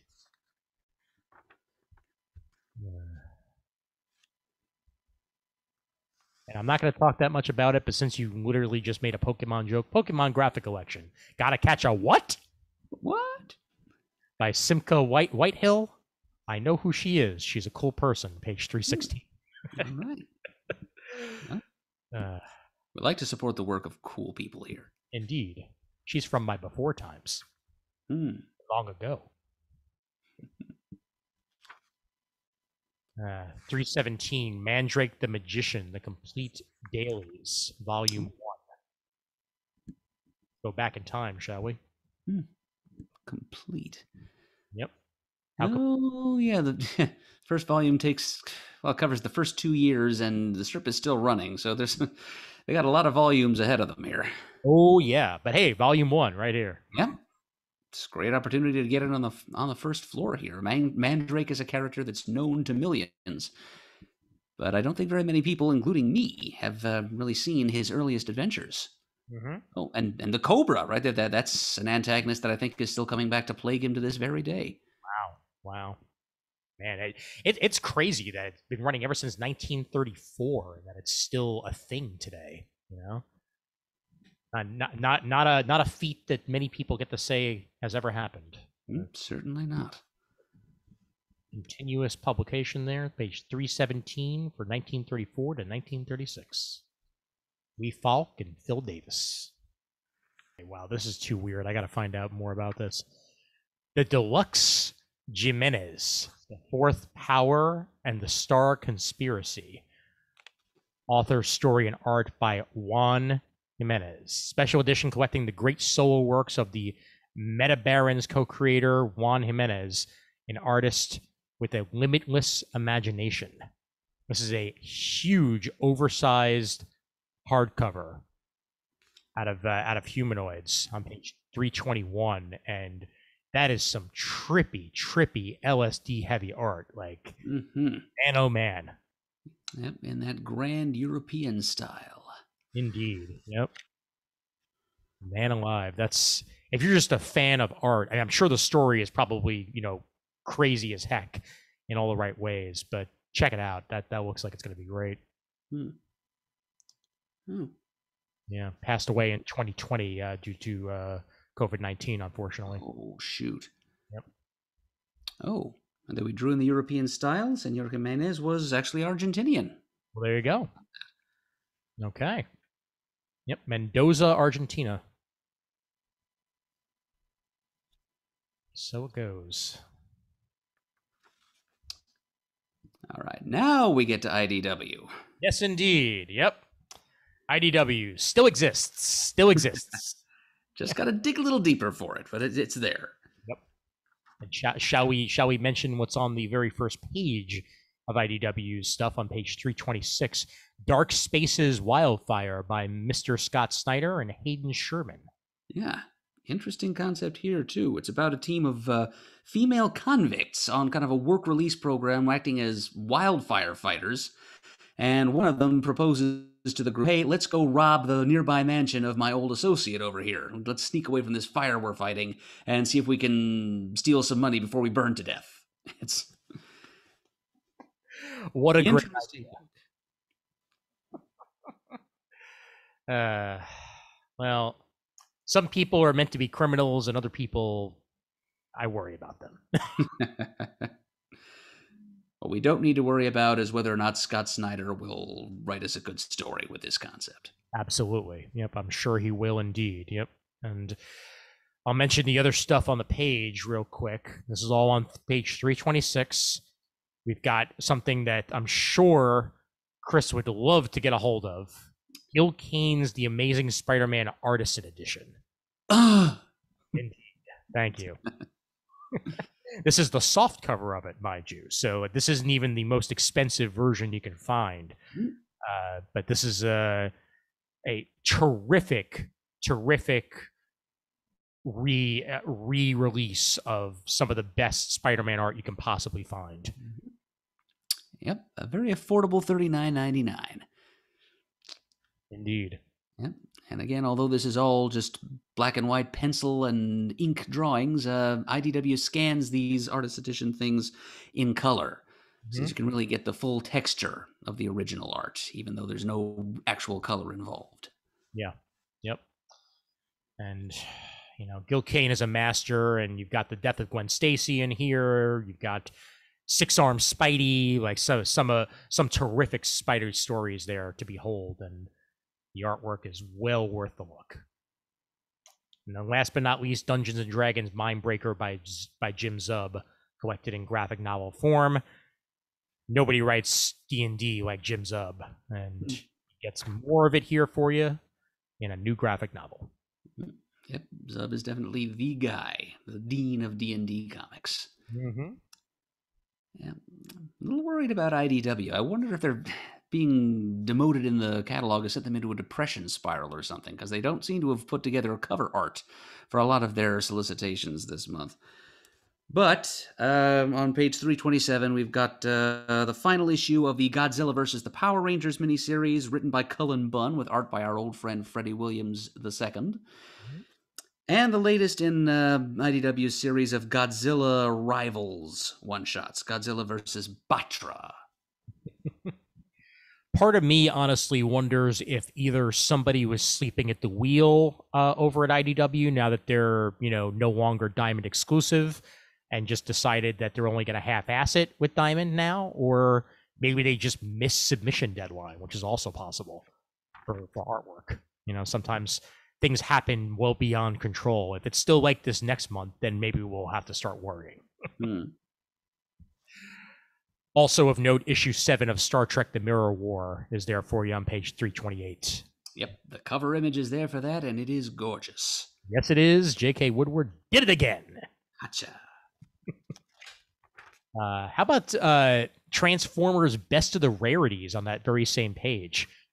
Must read for Transformers fans, curated by James Roberts. Best of the Rarities includes some of the greatest hard-to-find Transformers stories from the series' almost 40 years and over 1,500 issue history. Collection includes never before reprinted material from the US and the UK, all in one comic. That's pretty cool. Yep. Yeah. I appreciate that cassettronic cover image, too. Mm-hmm. Certainly. And The Bend of Luck on 329. Peter Hoey imagines a world where luck, the most ephemeral of ideas, has a physical form. Precious stones of luck, mined like gold, are worn as bringers of fortune, but luck breaks both ways. That is a premise right there. Yeah. Wow. A world where solid luck exists and can be mined and traded. Man. Huh. All right, I'm keeping that one in mind. That is something else. It's a good pick, Ian. Indeed. Thank you, sir. All right. And that is that with IDW. The Nib Cities. On page 330, an international look at cities, how they shape our social lives, world sex, and protests, from artists in New York, Copenhagen, Moscow, Tunis, Hong Kong, Melbourne, Pali, and more. Written by the titular Nib, who is a person apparently, and art by various people from all over the world. Yeah, that's something else. Inkwell Comics, the Nib Cities.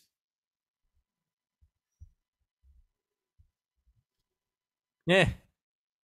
And Insight Kids, any of you Star Trek, fathers and mothers out there, page 331 has something for you. Star Trek, Baby's First Klingon Words board book. If you want to teach your child the mother language, the one that everyone should know, well, 331 has got you covered. Baby's First Klingon Words. Wow. How do you say adorable in Klingon? I'm sure that they probably tell you in that, but I wouldn't be able to tell you offhand. I don't happen to have my Klingon translator handy at the moment. Mm.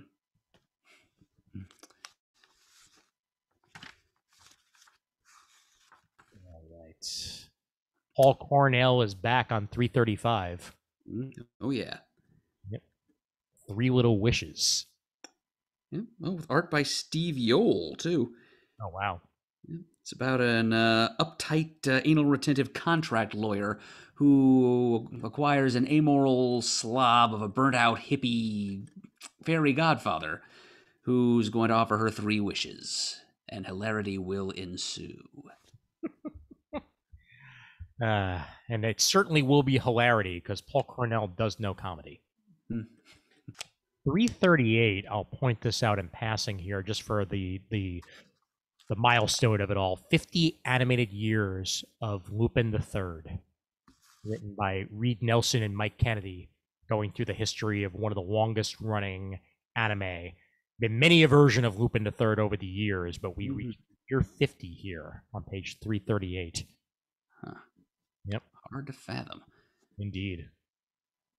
Production artwork, never before published, and go through the entire history of Lupin right there for you. Great looking book, too. Yes, indeed.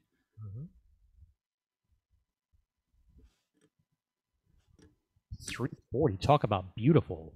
Whoa. Sergio Tappi Gallery. Bestiary.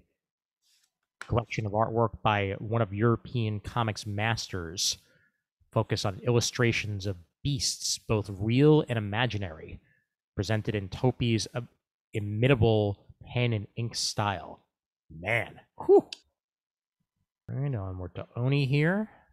And Chris Sabella has something new. Hayden Sherman on the illustrations for it. 346, Blink #1. Ren Booker was 3 when she was found alone and covered in blood. Since then, she's been haunted by the childhood she can't remember until she finds a website streaming multiple CCTV feeds from strange, ruined rooms. Something clicks, setting up hidden memories that lead her back to a building she's seen in her lifelong nightmares. Ren breaks in looking for answers, but instead finds herself entangled in a decayed social experiment known only as Blink. Oof. That is some creepy stuff right there. Page 348, found footage horror for you. And yeah, it's again, excellent artwork on the preview pages there. Almost Ramita Jr. in its portrayal. Later Ramita Jr. that is. Yeah.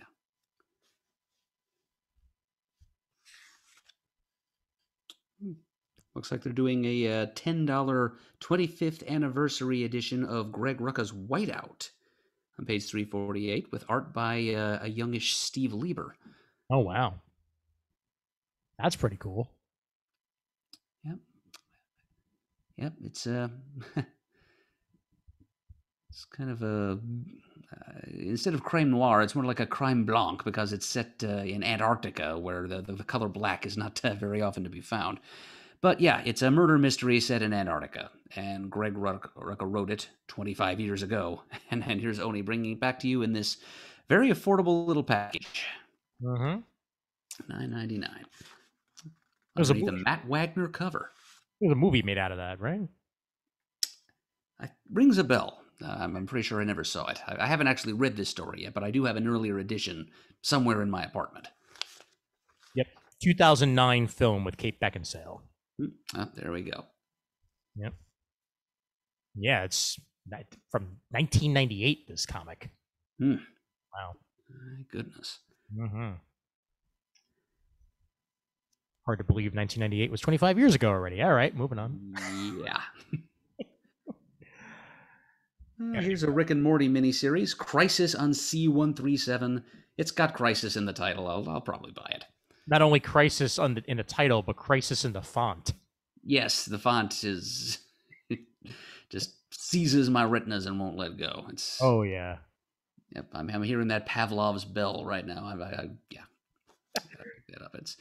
And it ties into Rick and Morty continuity too, and that it happens after their encounter with the Vindicators, and it's got Noob in it. Noob. This guy gets it. The full previous season of Rick and Morty is now available on HBO Max for anybody who missed it when it aired on Adult Swim. So that's something. That was me. But I think I need to be introduced to Mr. Nimbus, don't I?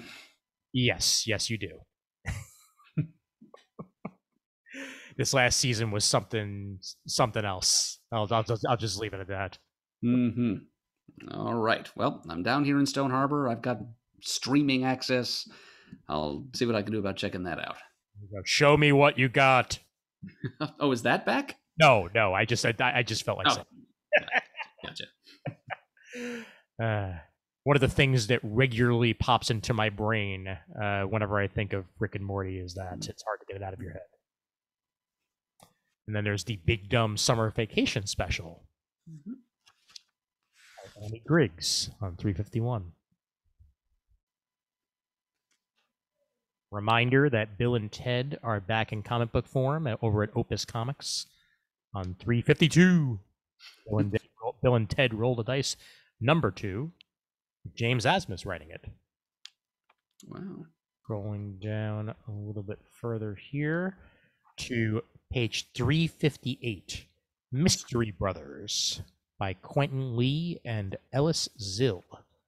When teenage Jin Huang goes to spend the summer with his estranged scientist father, Huan Mingguan, he gets an unexpected surprise. Jin meets Adam, another teen who is introduced as his stepbrother.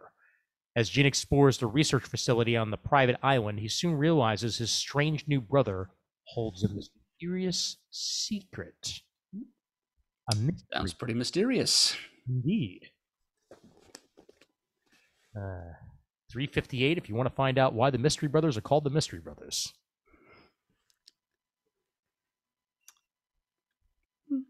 Something cute with a little bit of historical value on page 359 from Scout.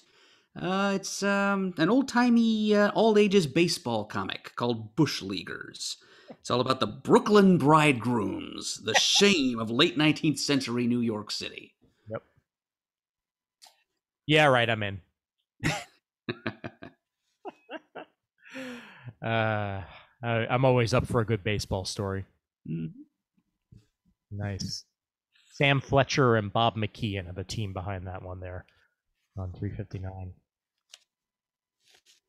And then on 360, She Bites, #1 by Hedwig Hale and Alberto Hernandez, about Elise Baker, a 134-year-old vampire in the body of a 9-year-old girl. Enough said, baby. Getting to be a time-honored premise. Yep. Actually, that 9-year-old. Yeah. I read a vampire story recently by Chip Zdarsky that has kind of a much older vampiric woman stuck in a 9-year-old girl's body character in it. Yeah, I'll tell you more about that next Comic Talk episode. Tantalizing. Mechanics, talking about all ages stuff on 364 by Ben Slavic and Eduardo Natalini, set in a not too distant future with a young girl by the name of Keiko and her grandfather who operate Junpei's temporal roadside response, servicing and repairing broken down time machines, all the while searching for Keiko's parents who were lost somewhere in time. Did they just write this for me? That sounds awesome. It's a pretty great concept. It is, yeah. 364 for that, man. Anyone who's a fan of time travel stories and wants something that's for everyone of all ages, then that's for you there. Moving on down here to Little Red Ronin, page 371. Garrett Gunn and Kit Wallace. Terrible beast has haunted the citizens of Pole Town for decades. Though the monster hasn't been seen in years, disappearances and gruesome killings still plague the townsfolk. Determined to clear her family name, Red hunts the Great Wolf in hope of exonerating her grandmother, who lives in exile, for spreading terrifying propaganda. The alternate cover for that is very original Turtles. Yes. Yeah, they're calling it a thank you variant, which is another word for homage, another word for gentle ripoff. Yeah, little A, little B. Polite ripoff. Exactly. Yep. 371 for that one. Cullen Bunn has a new offering out of Titan. Yep. Bloodborne Lady of the Lanterns #1, which apparently it's a tie-in with a gothic RPG, Bloodborne. Mm-hmm. Yep. Enter the city of Yarnum through the eyes of its citizens, where new hunters take to the streets, fight against a cruel and unusual epidemic that has gripped the city. I have not played the video game, but it's Cullen Bunn, so that's enough to get me interested, and it's a cool concept. So brand spanking new miniseries here, issue 1 of 4. And well rendered artwork on the following page to tantalize you ever the more further. Mm-hmm. And how about 378?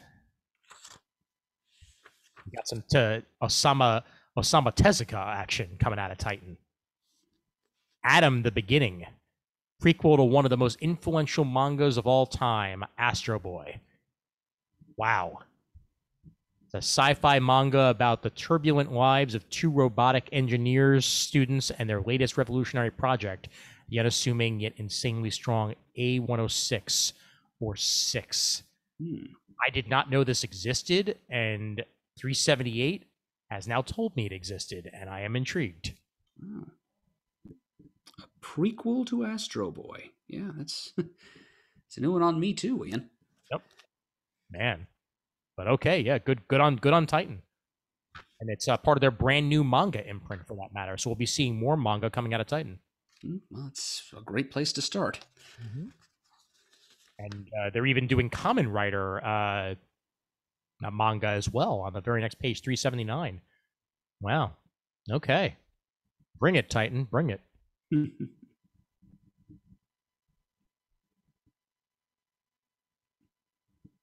Got a new graphic novel. Well, Titan's got a lot of good stuff this month.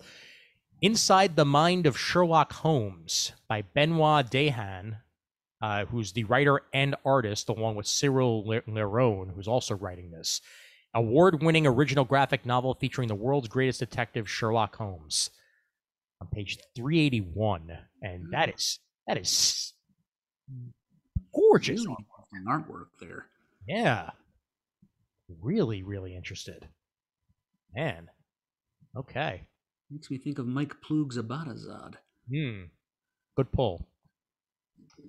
Yep. And yeah, if you're looking for some good Sherlock Holmes graphic novel action, you're going to find it there on 381.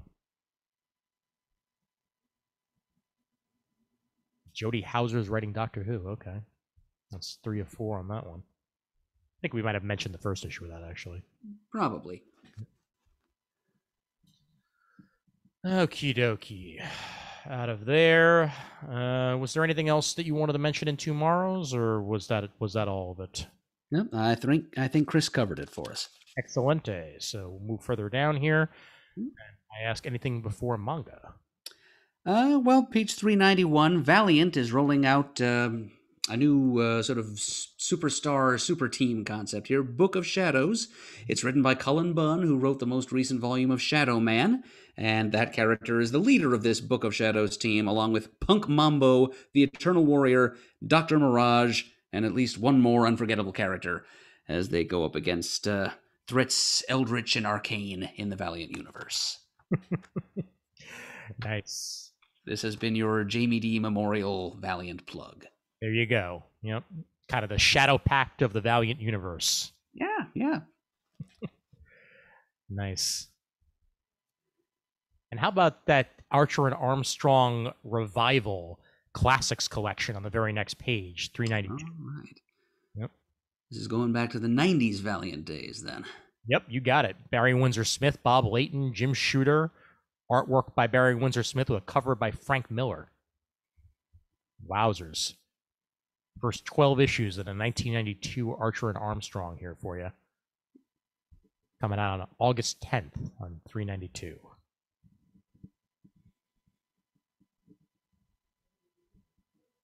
And book 2 of Harbinger, if you were waiting for that, is for you on 395, issues 5 through 8 of that new Harbinger series. I'm there on page 398. New from Vault Comics, from Dennis Hopeless, writer of Avengers Arena and Spider-Woman and other stuff, and artist Victor Ibanez. It's Heart Eyes, or Love in the Time of Cthulhu, because it's one of the few human survivors in a post-apocalyptic world that's endured an invasion by Lovecraftian elder gods, and he somehow finds his dream girl just randomly sitting out in the open where she's not getting her eyeballs sucked out by these demon creatures that have overrun the place. How is this possible? And how can he get her phone number? It's a very unconventional romance story brought to us by a writer who's impressed me with his chops in the past. Certainly. Yep. Very dystopian premise and a little less dystopian on the execution for the looks of it. Yeah, it's got to be equal parts pretty and horrifying. Absolutely. Yep. Oh, worth checking out, definitely. And, the complete The Rush on 401. Any fan of Cy Spurrier? Here's his complete story for you, all together in a 117.99 package. All right, I am onward to manga. Full bore towards manga. Indeed, let's do it. But first, where are you? There you are, Mob Psycho, ladies and gentlemen. I'll shoot Mob Psycho out the window. Nice. All right. Let's see what first new volume catches my eye here. Let's go with on page 421 out of Viz, The Elusive Samurai. In medieval Japan, 8-year-old Hojo Tokayuki is the heir to the Kamakura shogunate, but the Hojo clan is in decline, and Tokayuki's peaceful days of playing hide and seek with his teachers come to an abrupt end when the clan is betrayed from within. Now the lone survivor of his family and a fugitive, Tokayuki is the rightful heir to the throne, but to take it back, he'll have to do what he does best: run away. Action-packed story of samurai adventures set in historical Japan from the author of Assassination Classroom. I love Assassination Classroom. I've watched the anime for it, and it was excellent. So Yusei Matsui brings this to us on 421. The artwork is as kinetic as it is adorable. Yes, it is. Yep. Kind of almost feel like in the description, like it reminds me of Arya Stark, only as a as a samurai. You know, running away from the villains and doing their best to stay alive, while at the same time also being able to stab you if properly, being told to do so. She's the one who spent a good chunk of time disguised as a boy, right? Yes, indeed. Yep. Remembering my season 2. She eventually develops the uncanny ability to stabby. So yeah, she gets pretty good at that sword after a while.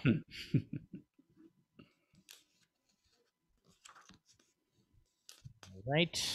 Look for Delicious and Dungeon World Guide, the Adventure Bible. Oh, yes. This is the Dungeon Crawl Cuisine manga, right? Indeed, yep. And this is new illustrations and tales that couldn't be told during the main stories. This is all ancillary material to Delicious and Dungeon for you on page 428. A handbook, a field guide, a resource. Probably a few recipes thrown in there for good measure. Yes, indeed. Yep. That and more for you. All by Ryoki Kui. And underneath that, a manga called New York, New York, which is in volume 2, and maybe I should go hunt down volume 1 while I'm at it. All right, I'm trying to find the manga with the most Japanese name. This may be what I have to look for. A returner's magic should be special. Also on 428. Brand new one out of writer Usanon with artwork by Wook Jakya. Wow. I know. I'm hoping I'm pronouncing that one right, but we shall see. In a time when the shadow world has taken over, immediately a Japanese story, and most of humanity is wiped out, a party of 6 heroes strives and fails to save the world. But magician Desir Herman is given a second chance when he opens his eyes and finds that he's gone back 13 years in the past. It's now up to him to gather his party once more and stop the greatest catastrophe in human history. More time travel! More time travel! And I feel like that is as good a way to end this previous catalog as anything else, as I believe that is a bolt shot. But I'm not going to let you get away with it, Ian, because I've got a couple of things in the swag side. Oh, no! Oh, no! What do you got? That should be seen and should be mentioned. Okay, I dog-eared a couple of pages here. Okay, first of all, on page 31. Okay. And then this is in the back of the book, of course. This is merchandise, page 31. Merchandising, baby. Merchandising. Merchandising. And there we will find a plushie. Yes. Well, a couple of things, actually. First, plushie crocodile or alligator Loki. He's at the top of the page. Yep. See? And there's even a little President Loki button pinned to his tongue. I love it. Bonus. And next to him, for you, Ian, it's a 7-inch tall Hudson figure from Gargoyles. Nice. With enormous wingspan there. Yep. And at the bottom of the page, which was the thing on this page that did first catch my eye, 7-inch tall Ultimate Alf action figure. As a child who had a talking Alf doll and had a I remember winning at a fair at one point this giant Alf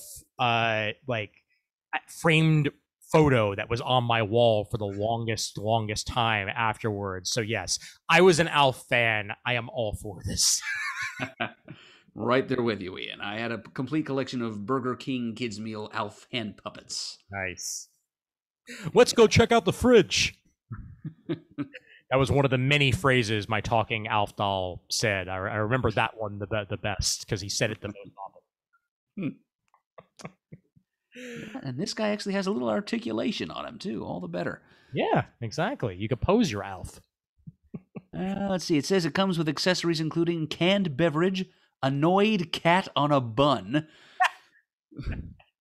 sunglasses, radio, interchangeable hands, and a loud Hawaiian shirt. Love it. Love it. Oh, man.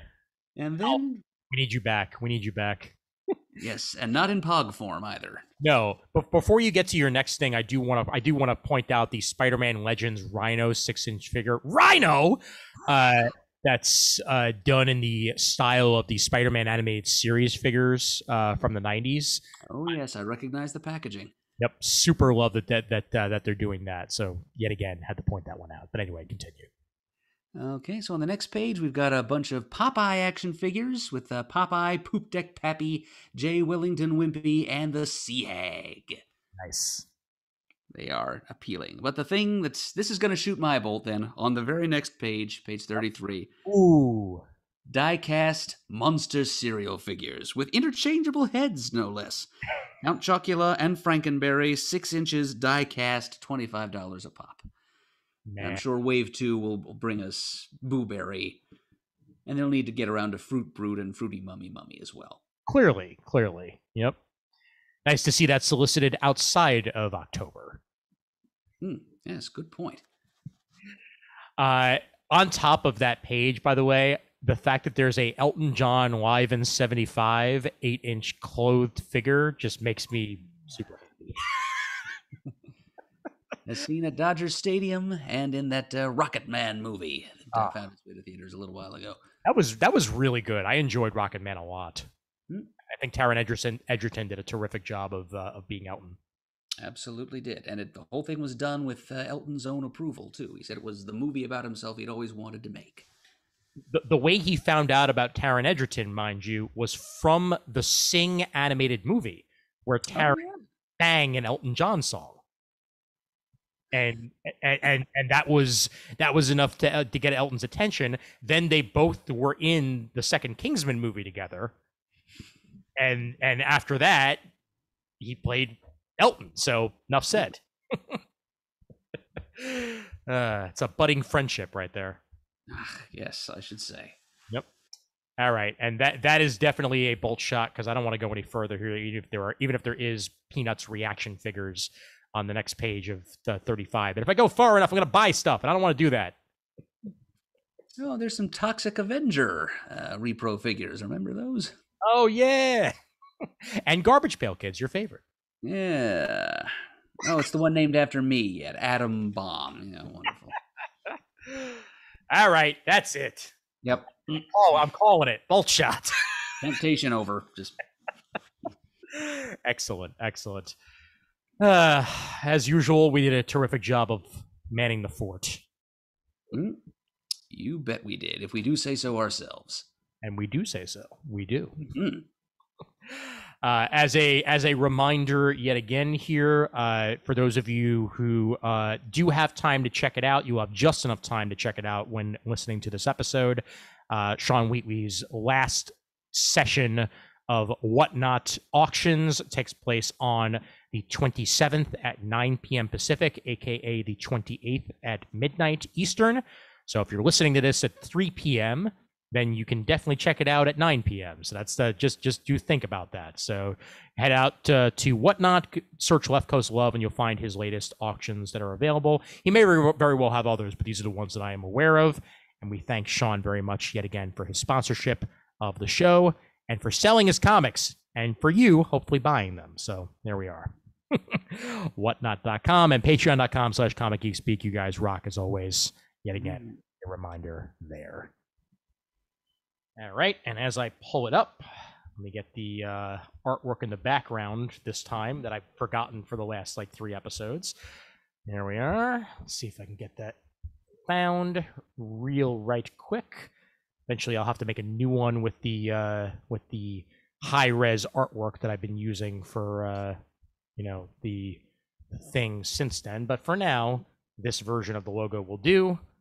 Here we are, sharing the screen, bada bing, bada boom, killing time as I continue to find the audio found, and the role of Shane will be played by Murd.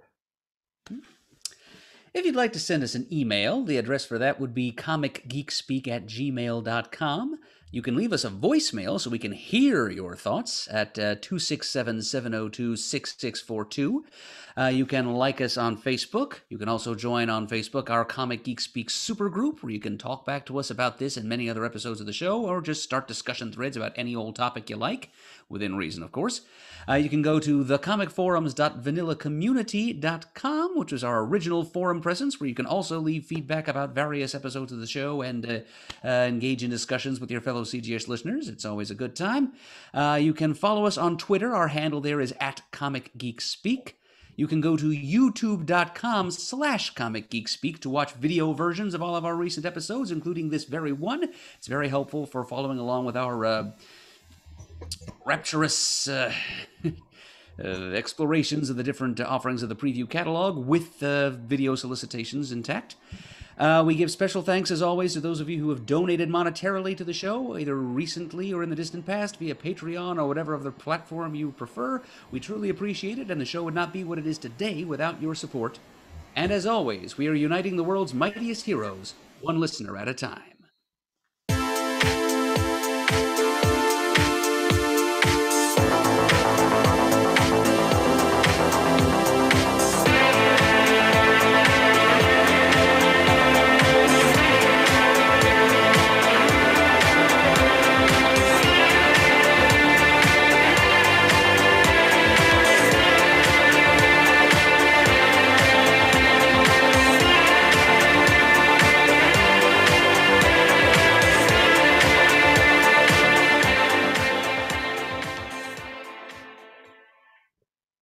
Mace Windu says, Happy Star Wars Day. There are 2 Star Wars days, May the 4th, and when the first Star Wars came out. So there we are. It's just a very geek-friendly month in general. Yes, it is.